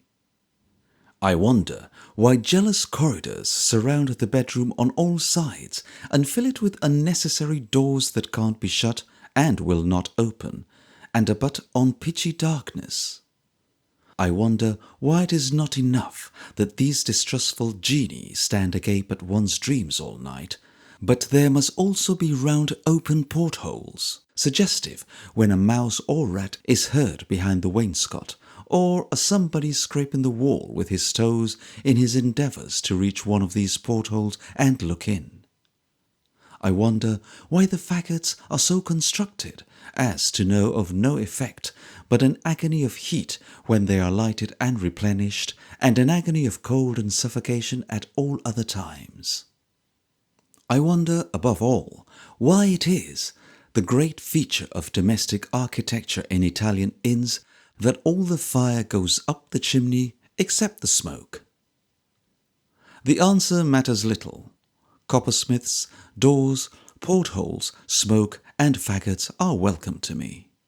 Give me the smiling face of the attendant, man or woman, the courteous manner, the amiable desire to please and to be pleased, the light-hearted, pleasant, simple air, so many jewels set in dirt, and I am theirs again tomorrow. Ariosto's house, Tasso's prison, a rare old Gothic cathedral, and more churches, of course, are the sights of Ferrara. But the long silent streets and the dismantled palace, where ivy waves in lieu of banners, and where rank weeds are slowly creeping up the long untrodden stairs, are the best sights of all. The aspect of this dreary town, half an hour before sunrise one fine morning when I left it, was as picturesque as it seemed unreal and spectral. It was no matter that the people were not yet out of bed, for if they had all been up and busy, there would have made but little difference in that desert of a place. It was best to see it without a single figure in the picture, a city of the dead, with one solitary survivor. Pestilence might have ravaged streets, squares, and marketplaces, and sack and siege have ruined the old houses, battered down their doors and windows, and made breaches in their roofs. In one part, a great tower rose into the air, the only landmark in the melancholy view. In another, a prodigious castle with a moat about it stood aloof, a sullen city in itself. In the black dungeons of this castle, Parisina and her lover were beheaded in the dead of night. The red light, beginning to shine when I looked back upon it, stained its walls without, as they have, many a time, been stained within in old days. But for any sign of life they gave, the castle and the city might have been avoided by all human creatures from the moment when the axe went down upon the last of the two lovers, and might have never vibrated to another sound. Beyond the blow to the block, pierced through with forced and sullen shock. Coming to the Po, which was greatly swollen and running fiercely, we crossed it by a floating bridge of boats, and so came into the Austrian territory, and resumed our journey, through a country of which, for some miles, a great part was under water. The brave courier and the soldiery had first quarrelled, for half an hour or more, over our eternal passport. But this was a daily relaxation with the brave, who was always stricken deaf when shabby functionaries in uniform came, as they constantly did come, plunging out of wooden boxes to look at it, or, in other words, to beg, and who, stone deaf to my entreaties that the man might have a trifle given him, and we resume our journey in peace, was wont to sit reviling the functionary in broken English, while the unfortunate man's face was a portrait of mental agony framed in the coach window from his perfect ignorance of what was being said to his disparagement. There was a postilion in the course of this day's journey, as wild and savagely good-looking a vagabond as you would desire to see. He was a tall, stout-made, dark-complexioned fellow, with a profusion of shaggy black hair hanging all over his face, and great black whiskers stretching down his throat. His dress was a torn suit of rifle green, garnished here and there with red, a steeple-crowned hat, innocent of nap, with a broken and bedraggled feather stuck in the band, and a flaming red neckerchief hanging on his shoulders. He was not in the saddle, but reposed quite at his ease on a sort of low-foot board in front of the post-chairs, down amongst the horses' tails, convenient for having his brains kicked out at any moment. To this brigand, the brave courier, when we were at a reasonable trot, happened to suggest the practicability of going faster. He received the proposal with a perfect yell of derision, brandished his whip about his head, such a whip, it was more like a home-made bow, flung up his heels much higher than the horses, and disappeared in a paroxysm somewhere in the neighbourhood of the axle-tree. I fully expected to see him lying in the road, 100 yards behind, but up came the steeple-crowned hat again next minute, and he was seen reposing as on a sofa, entertaining himself with the idea, and crying, "Ha ha! What next? Oh, the devil! Faster too! Shoo-hoo!" This last ejaculation an inexpressibly defiant hoot. Being anxious to reach our immediate destination that night, I ventured, by and by, to repeat the experiment on my own account. It produced exactly the same effect. Round flew the whip with the same scornful flourish, up came the heels, down went the steeple-crowned hat, and presently he reappeared, reposing as before, and saying to himself, "Ha ha! What next? Faster too! Oh, the devil! Shoo-hoo!"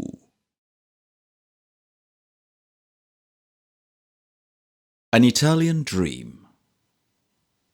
I had been travelling for some days, resting very little in the night and never in the day.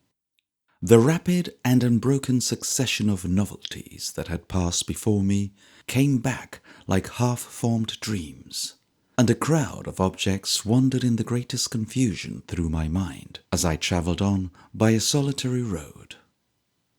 At intervals, someone among them would stop, as it were, in its restless flitting to and fro, and enable me to look at it quite steadily and behold it in full distinctness. After a few moments it would dissolve, like a view in a magic lantern, and while I saw some part of it quite plainly, and some faintly, and some not at all, would show me another of the many places I had lately seen, lingering behind it and coming through it. This was no sooner visible than, in its turn, it melted into something else. At one moment I was standing again before the brown old rugged churches of Modena.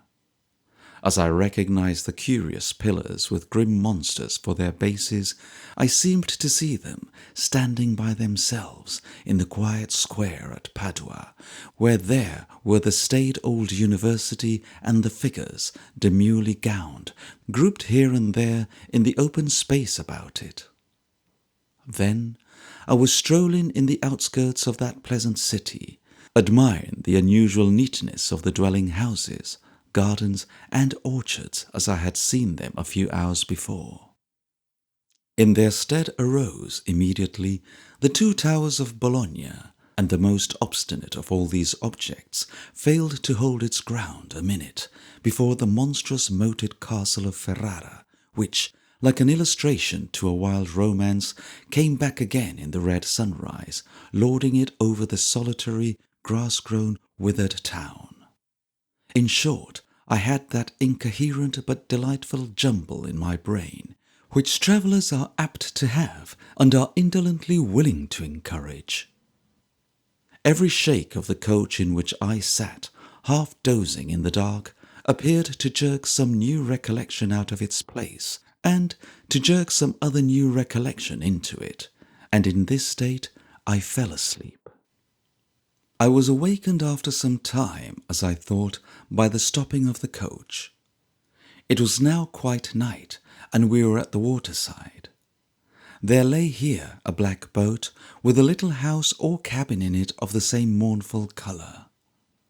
When I had taken my seat in this, the boat was paddled by 2 men towards a great light lying in the distance on the sea. Ever and again there was a dismal sigh of wind. It ruffled the water, and rocked the boat, and sent the dark clouds flying before the stars. I could not but think how strange it was to be floating away at that hour, leaving the land behind and going on towards this light upon the sea. It soon began to burn brighter, and from being one light became a cluster of tapers twinkling and shining out of the water as the boat approached towards them by a dreamy kind of track marked out upon the sea by posts and piles. We had floated on 5 miles or so over the dark water when I heard it rippling in my dream against some obstruction near at hand. Looking out attentively, I saw, through the gloom, a something black and massive, like a shore, but lying close and flat upon the water, like a raft, which we were gliding past. The chief of the 2 rowers said it was a burial place. Full of the interest and wonder which a cemetery lying out there in the lonely sea inspired, I turned to gaze upon it as it should recede in our path, when it was quickly shut out from my view. Before I knew by what or how, I found that we were gliding up a street, a phantom street, the houses rising on both sides from the water, and the black boat gliding on beneath their windows. Lights were shining from some of these casements, plumbing the depth of the black stream with their reflected rays, but all was profoundly silent. So we advanced into the ghostly city, continued to hold our course through narrow streets and lanes, all filled and flowing with water. Some of the corners where our way branched off were so acute and narrow that it seemed impossible for the long slender boat to turn them, but the rowers, with a low melodious cry of warning, sent it skimming on without a pause. Sometimes the rowers of another black boat like our own echoed the cry, and slackening their speed, as I thought we did ours, would come flitting past us like a dark shadow. Other boats of the same sombre hue were lying moored, I thought, to painted pillars near to dark and mysterious doors that opened straight upon the water. Some of these were empty. In some the rowers lay asleep. Towards one I saw some figures coming down a gloomy archway from the interior of a palace, gaily dressed and attended by torch-bearers. It was but a glimpse I had of them, for a bridge so low and close upon the boat that it seemed ready to fall down and crush us. One of the many bridges that perplexed the dream, blotted them out instantly. On we went, floating towards the heart of this strange place, with water all about us where never water was elsewhere. Clusters of houses, churches, heaps of stately buildings growing out of it, and everywhere the same extraordinary silence. Presently we shot across a broad and open stream, and passing, as I thought, before a spacious paved quay, where the bright lamps with which it was illuminated showed long rows of arches and pillars, of ponderous construction and great strength, but as light to the eye as garlands of hoarfrost or gossamer, and where for the first time I saw people walking, arrived at a flight of steps leading from the water to a large mansion, where, having passed through corridors and galleries innumerable, I lay down to rest, listening to the black boats stealing up and down below the window of the rippling water till I fell asleep.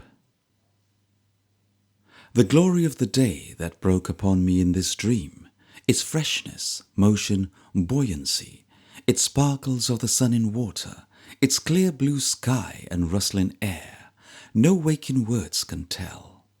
But from my window I looked down on boats and barks, on masts, sails, cordage, flags, on groups of busy sailors working at the cargoes of these vessels, on wide quays strewn with bales, casks, merchandise of many kinds, on great ships lying near at hand in stately indolence, on islands crowned with gorgeous domes and turrets, and where golden crosses glittered in the light, atop of wondrous churches springing from the sea.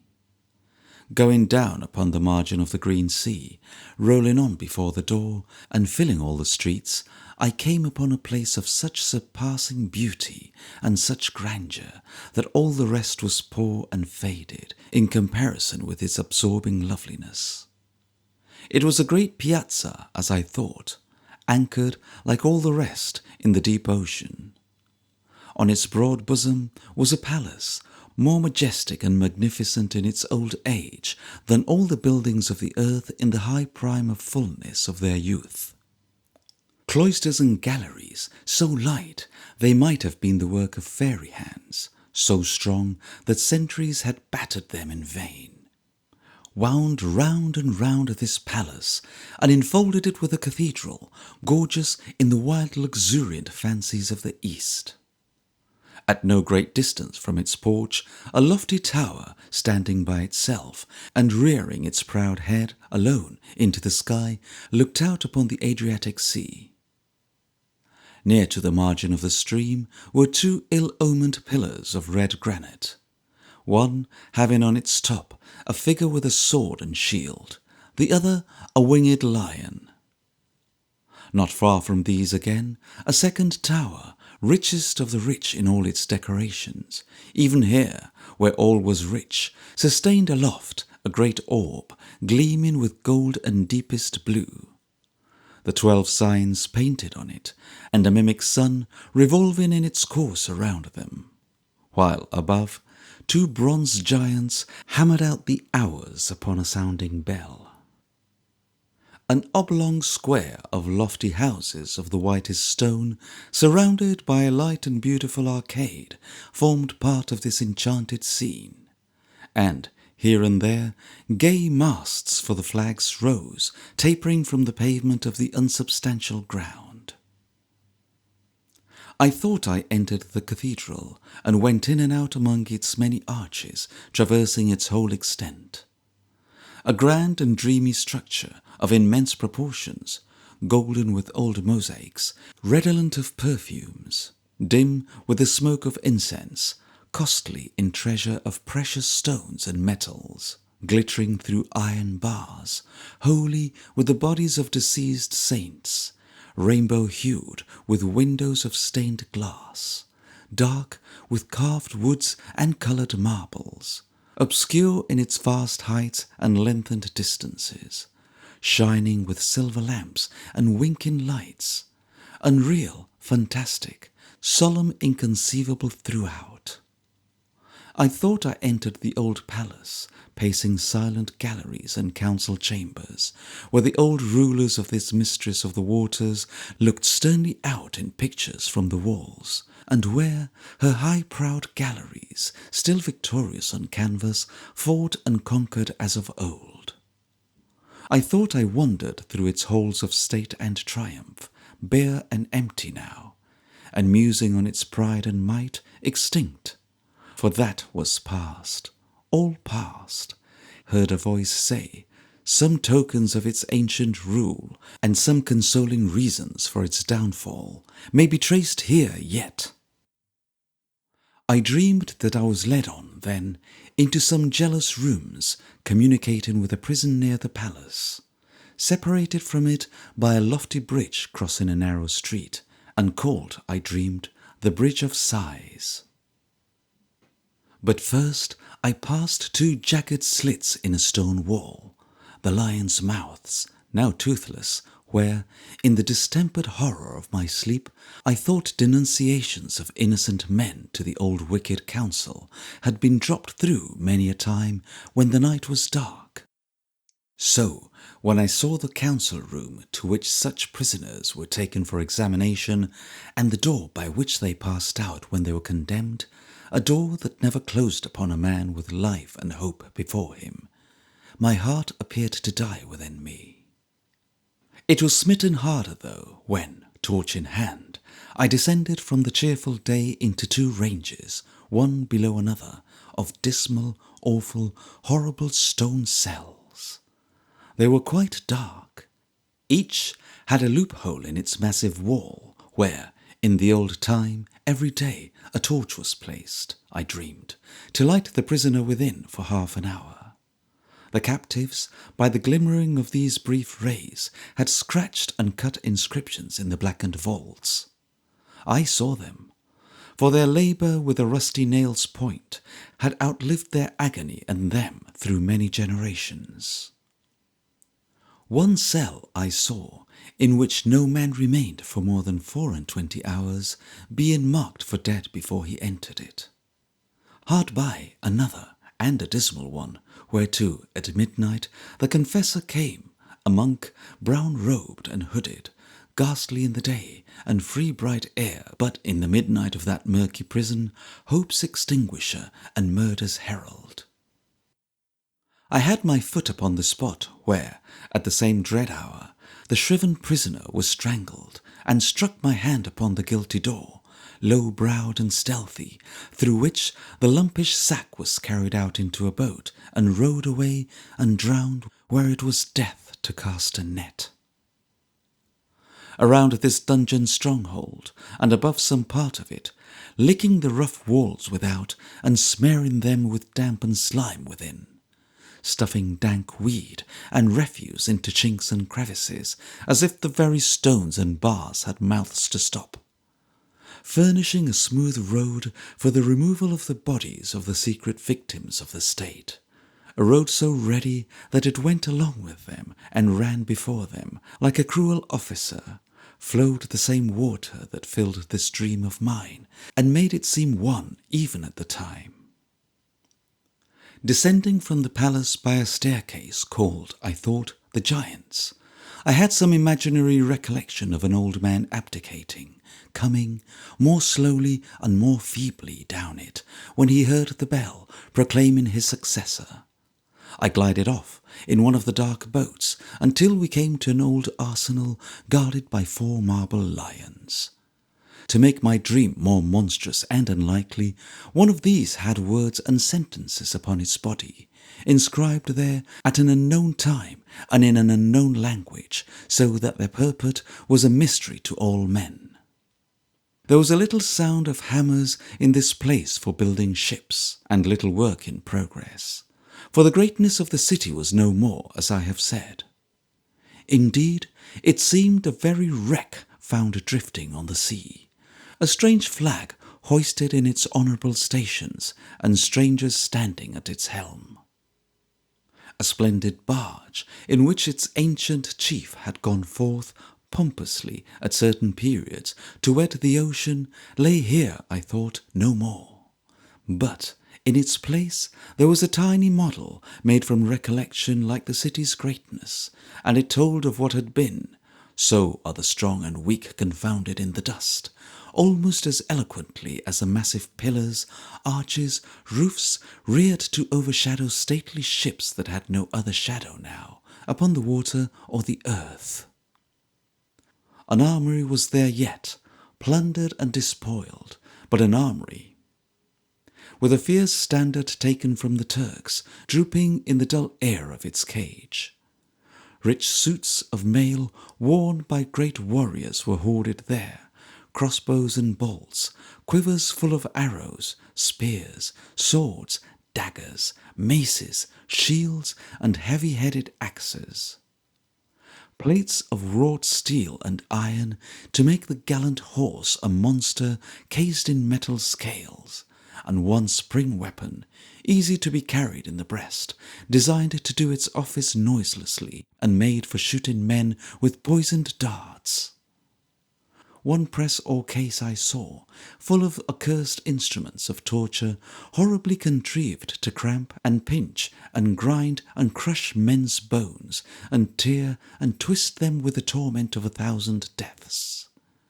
Before it were 2 iron helmets with breast-pieces made to close up tight and smooth upon the heads of living sufferers, and fastened on to each was a small knob or anvil, where the directing devil could repose his elbow at his ease and listen, near the walled-up ear, to the lamentations and confessions of the wretch within.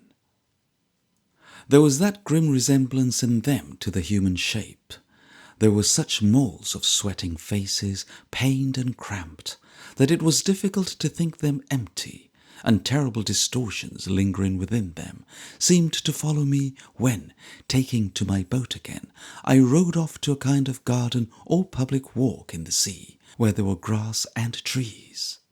But I forgot them when I stood upon its farthest brink. I stood there in my dream, and looked along the ripple to the setting sun. Before me, in the sky and on the deep, a crimson flush, and behind me the whole city revolving in streaks of red and purple on the water. In the luxurious wonder of so rare a dream, I took but little heed of time, and had but little understanding of its flight.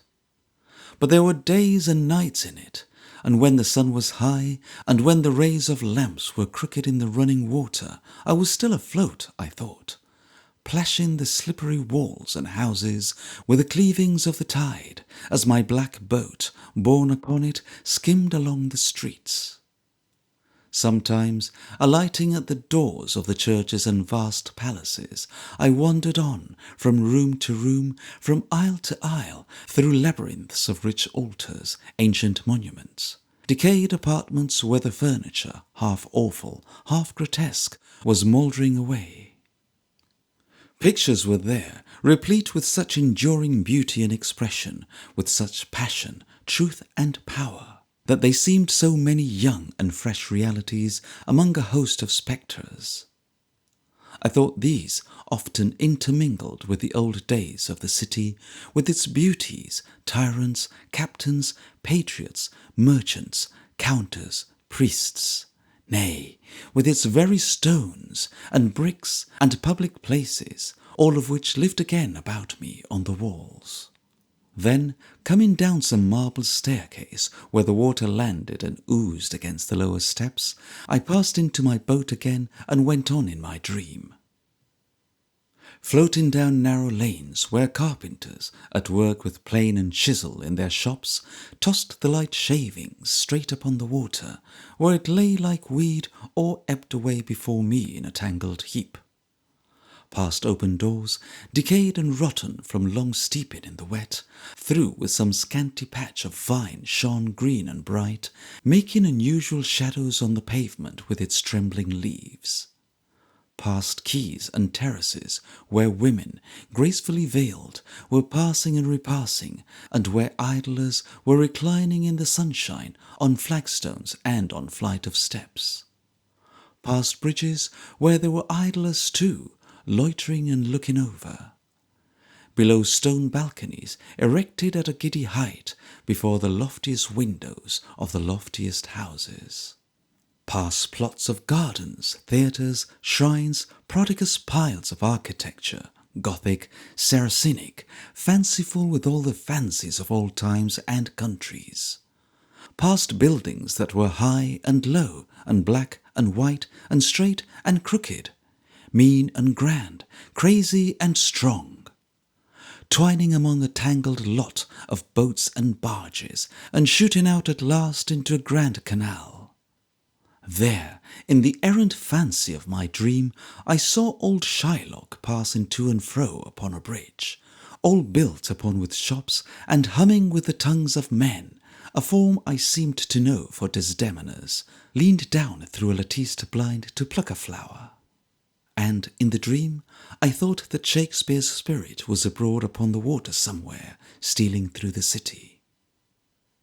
At night, when two votive lamps burnt before an image of the Virgin in the gallery outside the great cathedral near the roof, I fancied that the great piazza of the winged Lion was a blaze of cheerful light, and that its whole arcade was thronged with people, while crowds were diverting themselves in splendid coffee-houses opening from it, which were never shut, I thought, but open all night long.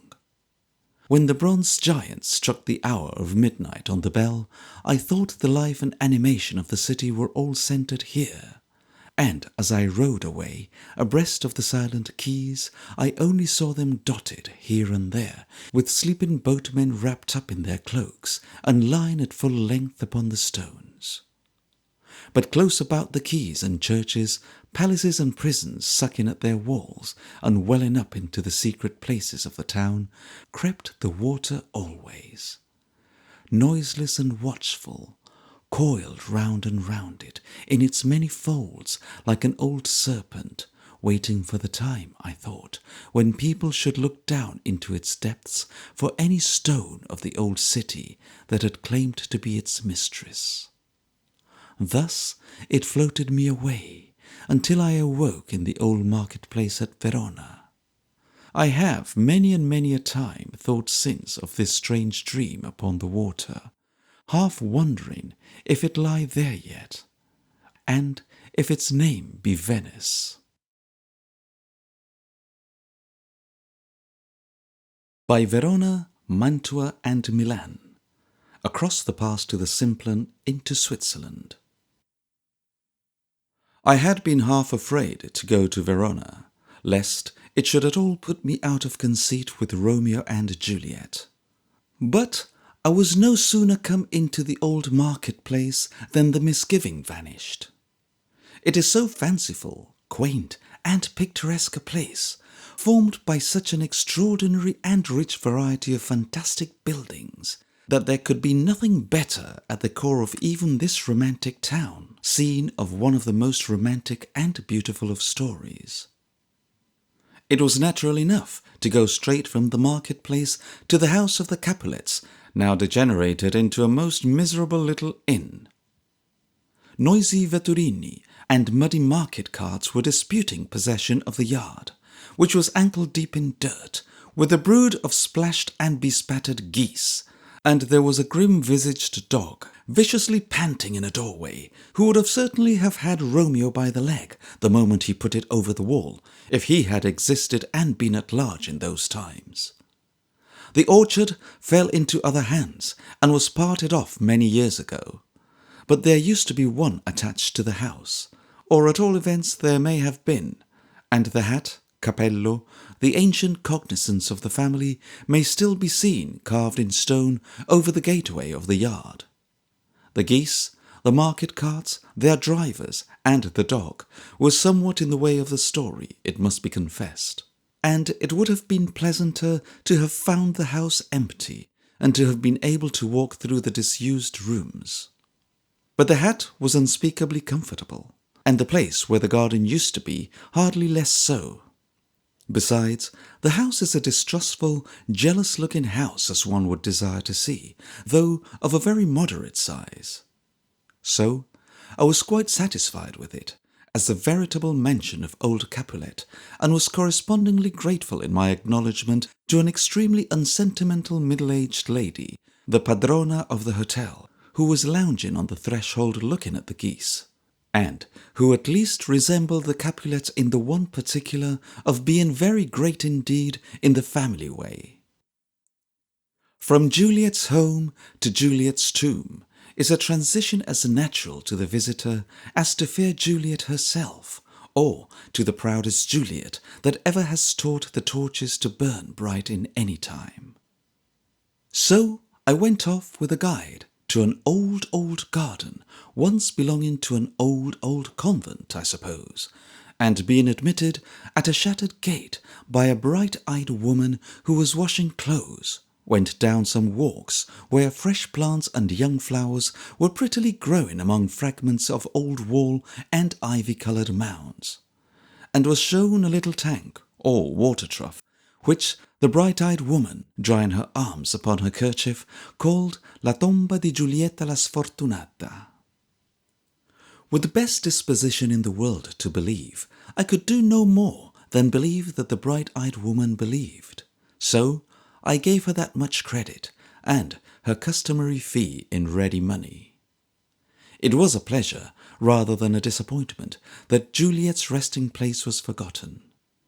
However consolatory it may have been to Yorick's ghost to hear the feet upon the pavement overhead, and 20 times a day the repetition of his name, it is better for Juliet to lie out of the track of tourists, and to have no visitors but such as come to graves in spring rain and sweet air and sunshine. Pleasant Verona, with its beautiful old palaces, and charming country in the distance, seen from terrace walks and stately balustraded galleries, with its Roman gates still spanning the fair street and casting on the sunlight of today the shade of 1500 years ago, with its marble-fitted churches, lofty towers, rich architecture, and quaint old quiet thoroughfares where shouts of Montagues and Capulets once resounded, and made Verona's ancient citizens cast by their grave, beseeming ornaments to wield old partisans. With its fast rushing river, picturesque old bridge, great castle, waving cypresses, and prospect so delightful and so cheerful. Pleasant Verona.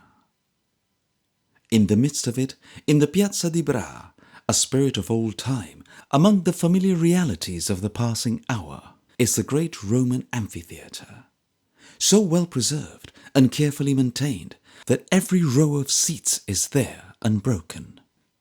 Over certain of the arches, the old Roman numerals may yet be seen, and there are corridors and staircases and subterranean passages for beasts, and winding ways above ground and below, as when the fierce thousands hurried in and out, intent upon the bloody show of the arena.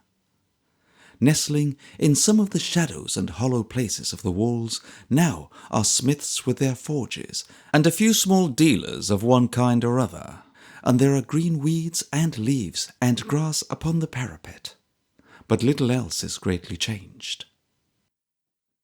When I had traversed all about it with great interest, and had gone up the topmost round of seats, and turning from the lovely panorama closed in by the distant Alps, looked down into the building, it seemed to lie before me like the inside of a prodigious hat of plaited straw, with an enormously broad brim and shallow crown, the plates being represented by the 44 rows of seats.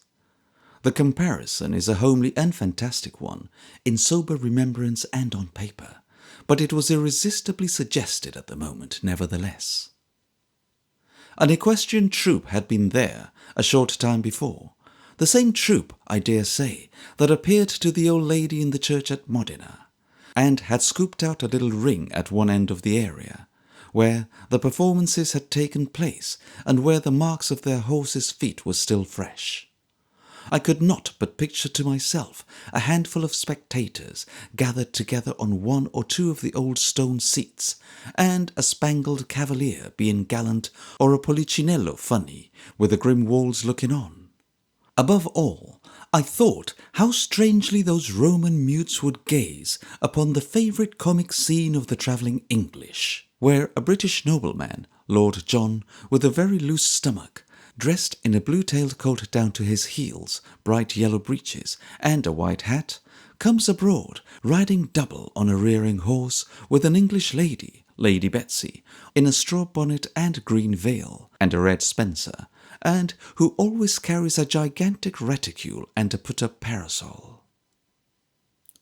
I walked through and through the town all the rest of the day, and could have walked there until now, I think. In one place there was a very pretty modern theatre, where they had just performed the opera, always popular in Verona, of Romeo and Juliet.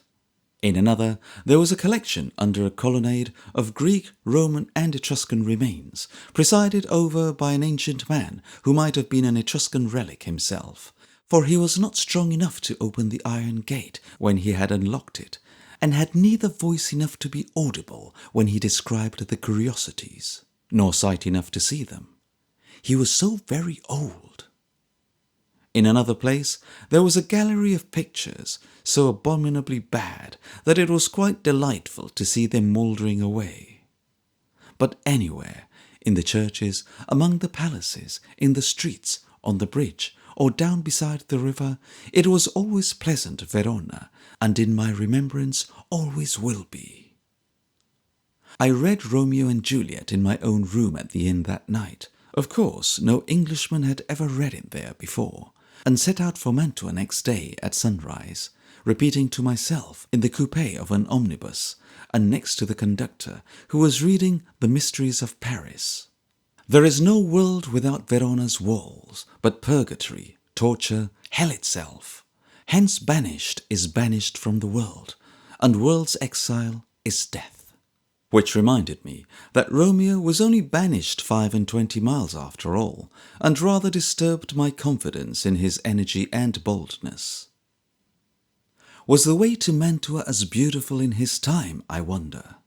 Did it wind through pasture lands as green, bright with the same glancing streams, and dotted with fresh clumps of graceful trees? Those purple mountains lay on the horizon then, for certain, and the dresses of these peasant girls, who wear a great knobbed silver pin like an English life-preserver through their hair behind, can hardly be much changed. The hopeful feeling of so bright a morning and so exquisite a sunrise can have been no stranger even to an exiled lover's breast, and Mantua itself must have broken on him in the prospect with its towers and walls and water, pretty much as on a commonplace and matrimonial omnibus. He made the same sharp twists and turns, perhaps, over 2 rumbling drawbridges, passed through the light lawn-covered wooden bridge, and leaving the marshy water behind, approached the rusty gate of stagnant Mantua.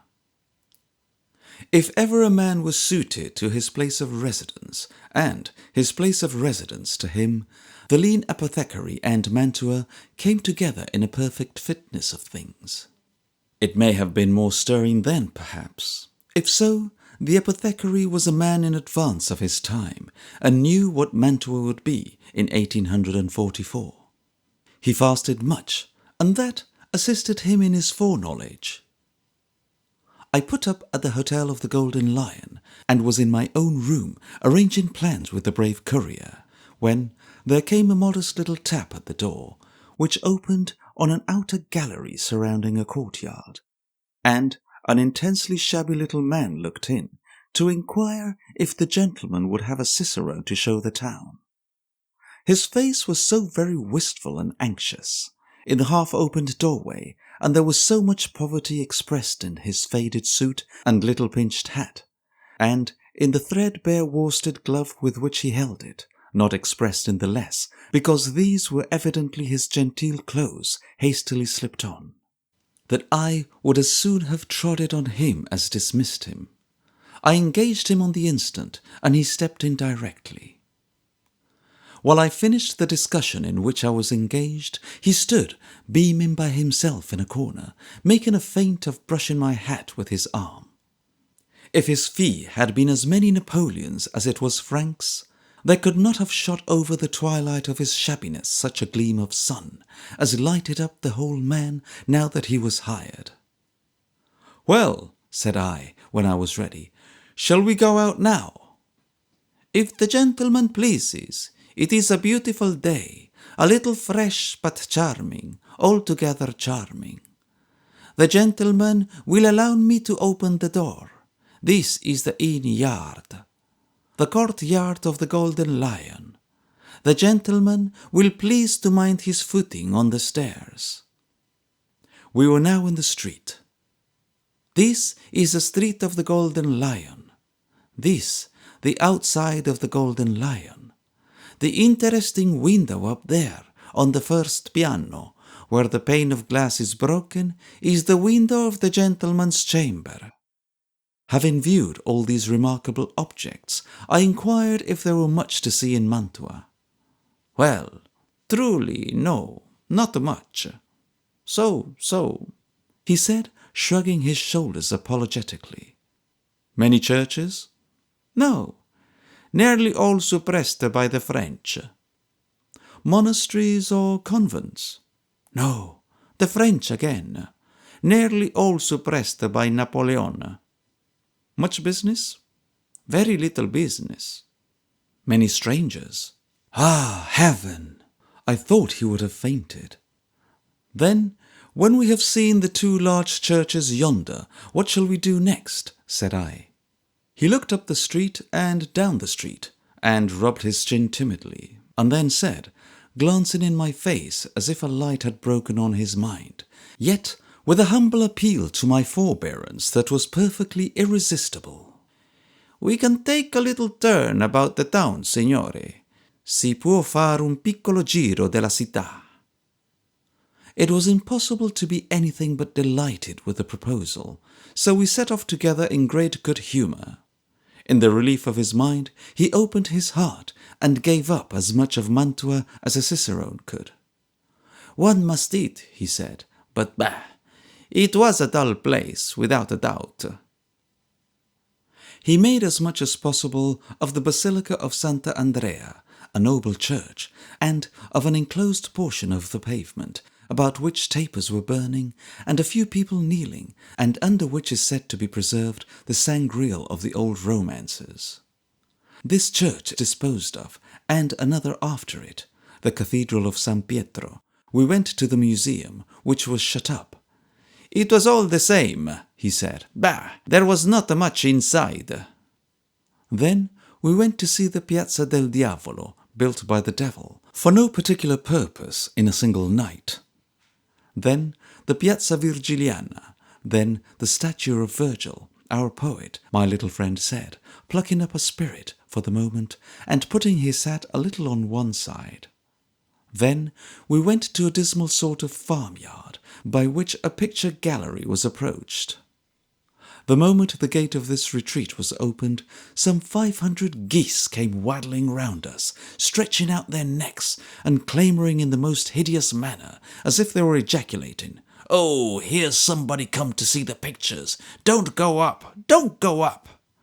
While we went up, they waited very quietly about the door in a crowd, cackling to one another occasionally in a subdued tone, but the instant we appeared again, their necks came out like telescopes, and setting up a great noise, which meant, I have no doubt, "What, you would go, would you?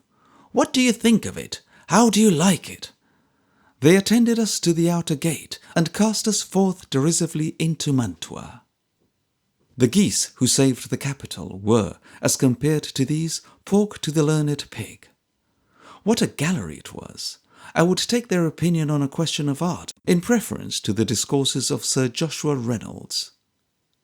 Now that we were standing in the street, after being thus ignominiously escorted thither, my little friend was plainly reduced to the piccolo giro, or little circuit of the town he had formerly proposed. But my suggestion that we should visit the Palazzo Te, of which I had heard a great deal, as a strange wild place, imparted new life to him, and away we went. The secret of the length of Midas's ears would have been more extensively known if that servant of his, who whispered it to the reeds, had lived in Mantua, where there are reeds and rushes enough to have published it to all the world.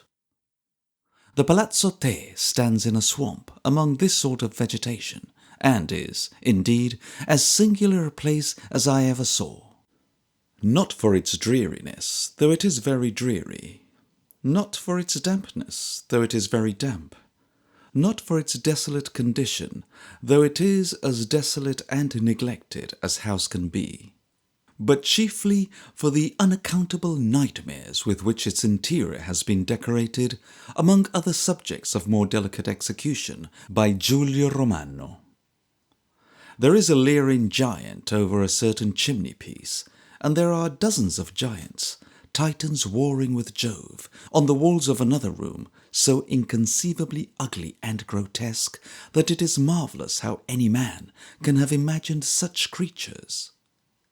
In the chamber in which they abound, these monsters, with swollen faces and cracked cheeks, and every kind of distortion of look and limb, are depicted as staggering under the weight of falling buildings, and being overwhelmed in the ruins, upheaving masses of rock, and burying themselves beneath, vainly striving to sustain the pillars of heavy roofs that topple down upon their heads, and, in a word, undergoing and doing every kind of mad and demoniacal destruction. The figures are immensely large, and exaggerated to the utmost pitch of uncouthness. The colouring is harsh and disagreeable, and the whole effect more like, I should imagine, a violent rush of blood to the head of the spectator, than any real picture set before him by the hand of an artist. This apoplectic performance was shown by a sickly-looking woman, whose appearance was referable, I dare say, to the bad air of the marshes. But it was difficult to help feeling as if she were too much haunted by the giants, and they were frightening her to death, all alone in that exhausted cistern of a palace, among the reeds and rushes, with the mist hovering about outside and stalking round and round it continually. Our walk through Mantua showed us, in almost every street, some suppressed church, now used for a warehouse, now for nothing at all as crazy and dismantled as they could be, short of tumbling down bodily. The marshy town was so intensely dull and flat that the dirt upon it seemed not to have come there by the ordinary course, but to have settled and mantled on its surface as on standing water. And yet there were some business dealings going on, and some profits realizing, for there were arcades full of Jews, where those extraordinary people were sitting outside their shops, contemplating their stores of stuffs and woolens and bright handkerchiefs and trinkets, and looking, in all respects, as wary and businesslike as their brethren in Houndsditch, London. Having selected a vetturino from among the neighbouring Christians, who agreed to carry us to Milan in 2.5 days, and to start next morning, as soon as the gates were opened, I returned to the Golden Lion, and dined luxuriously in my own room, in a narrow passage between 2 bedsteads, confronted by a smoky fire, and backed up by a chest of drawers.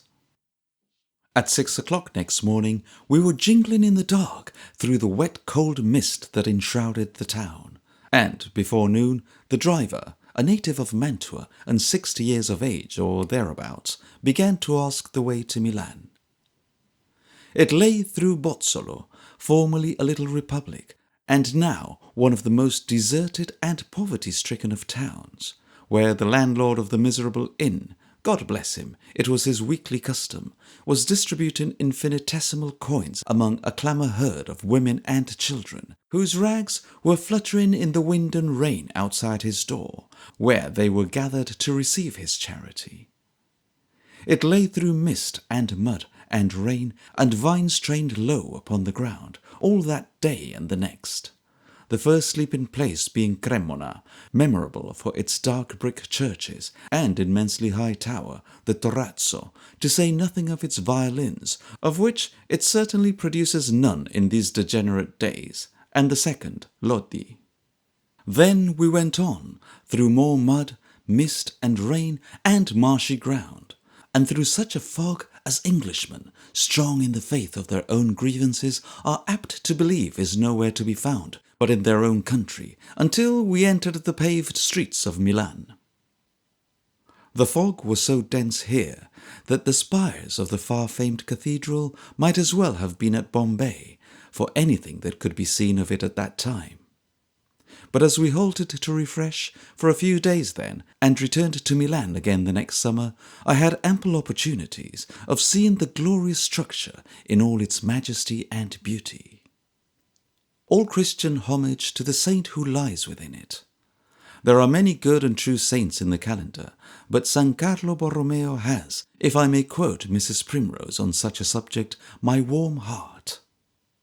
A charitable doctor to the sick, a munificent friend to the poor, and this not in any spirit of blind bigotry, but as the bold opponent of enormous abuses in the Roman Church, I honour his memory.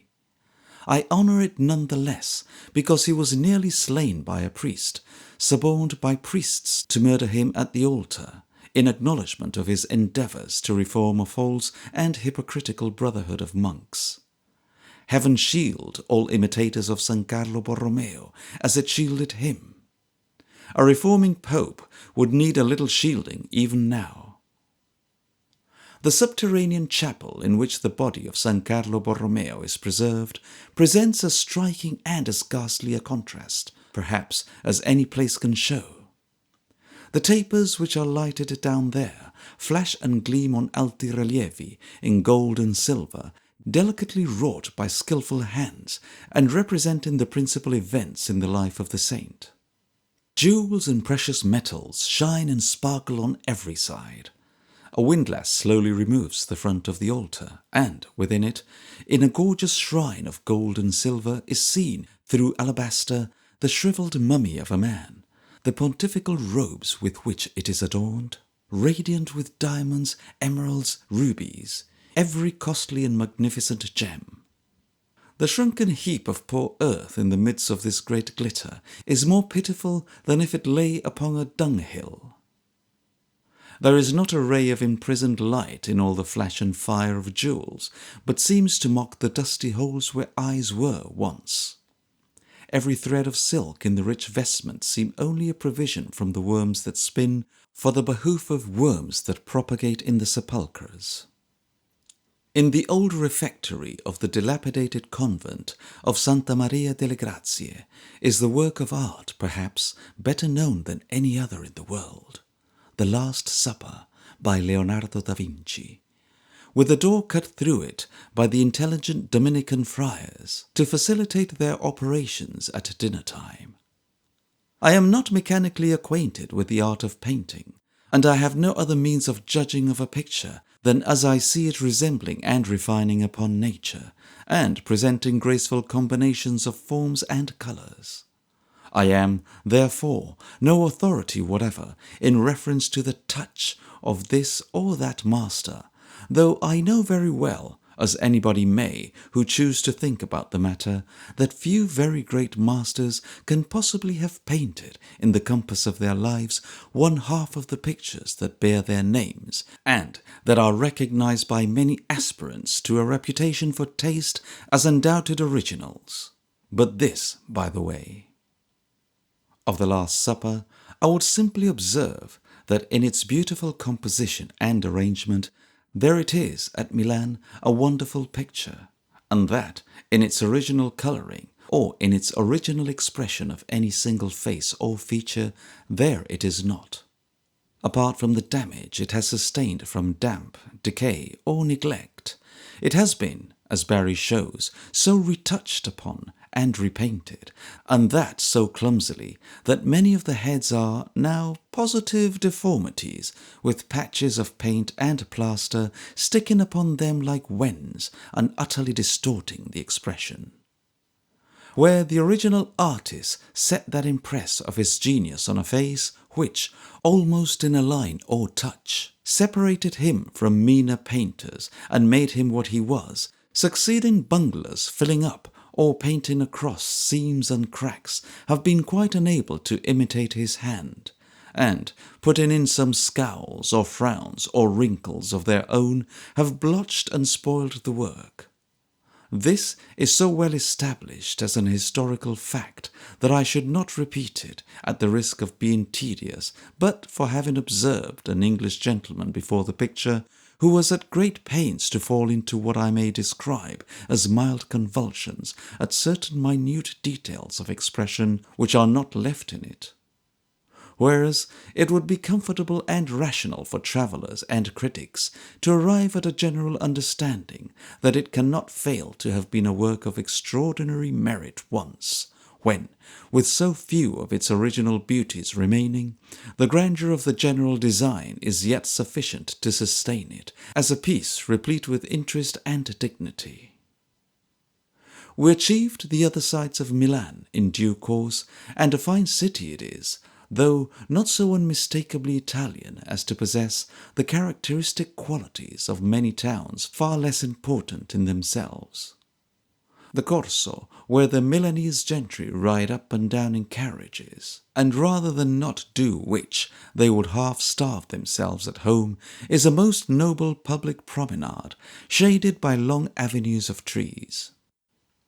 In the splendid theatre of La Scala, there was a ballet of action performed after the opera under the title of Prometheus, in the beginning of which some 100 or 2 of men and women represented our mortal race, before the refinements of the arts and sciences, and loves and graces, came on earth to soften them.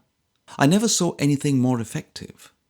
Generally speaking, the pantomimic action of the Italians is more remarkable for its sudden and impetuous character than for its delicate expression, but, in this case, the drooping monotony, the weary, miserable, listless, moping life, the sordid passions and desires of human creatures, destitute of those elevating influences to which we owe so much, and to whose promoters we render so little, were expressed in a manner really powerful and affecting. I should have thought it almost impossible to present such an idea so strongly on the stage without the aid of speech. Milan soon lay behind us. At 5 o'clock in the morning, and before the golden statue of the summit of the cathedral spire was lost in the blue sky, the Alps, stupendously confused in lofty peaks and ridges, clouds and snow, were towering in our path. Still, we continued to advance towards them until nightfall, and all day long the mountain tops presented strangely shifting shapes as the road displayed them in different points of view. The beautiful day was just declining when we came upon the Lago Maggiore with its lovely islands. For, however fanciful and fantastic the Isola Bella may be and is, it still is beautiful. Anything springing out of that blue water with that scenery around it must be. It was 10 o'clock at night when we got to Domo d'Ossola, at the foot of the Pass of the Simplon. But as the moon was shining brightly, and there was not a cloud in the starlit sky, it was no time for going to bed, or going anywhere but on. So we got a little carriage after some delay, and began the ascent.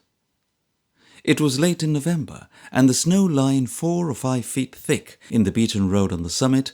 In other parts the new drift was already deep. The air was piercing cold. But the serenity of the night, and the grandeur of the road, with its impenetrable shadows and deep glooms, and its sudden turns in the shining of the moon, and its incessant roar of falling water, rendered the journey more and more sublime at every step. Soon, leaving the calm Italian villages below us, sleeping in the moonlight, the road began to wind among dark trees, and after a time emerged upon a barer region, very steep and toilsome, where the moon shone bright and high. By degrees the roar of water grew louder, and the stupendous track, after crossing the torrent by a bridge, struck in between 2 massive perpendicular walls of rock that quite shut out the moonlight, and only left a few stars shining in the narrow strip of sky above. Then even this was lost in the thick darkness of a cavern in the rock, through which the way was pierced, the terrible cataract thundering and roaring close below it, and its foam and spray hanging in a mist above the entrance.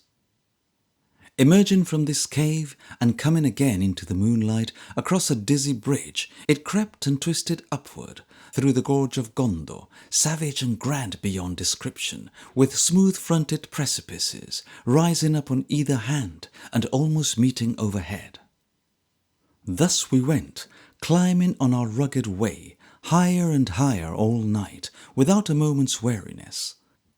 Lost in the contemplation of the black rocks, the tremendous heights and depths, the fields of smooth snow lying in the clefts and hollows, and the fierce torrents thundering headlong down the deep abyss. Towards daybreak we came among the snow, where a keen wind was blowing fiercely. Having, with some trouble, awakened the inmates of a wooden house in this solitude, round which the wind was howling dismally, catching up the snow in wreaths and hurling it away, we got some breakfast in a room built of rough timbers, but well warmed by a stove and well contrived, as it had need to be, for keeping out the bitter storms. A sledge being then made ready, and 4 horses harnessed to it, we went ploughing through the snow. Still upward, but now in the cold light of morning, and with a great white desert on which we travelled, plain and clear. We were well upon the summit of the mountain, and it had before us the rude cross of wood, denoting its greatest altitude above the sea, when the light of the rising sun struck all at once upon the waste of snow and turned it a deep red. The lonely grandeur of the scene was then at its height. As we went sledging on, there came out of the hospice founded by Napoleon a group of peasant travellers with staves and knapsacks who had rested there last night. Attended by a monk or 2, their hospital entertainers, trudging slowly forward with them for company's sake. It was pleasant to give them good morning, and pretty, looking back a long way after them, to see them looking back at us, and hesitating presently, when one of our horses stumbled and fell, whether or not they should return and help us. But he was soon up again, with the assistance of a rough waggoner, whose team had stuck fast there too.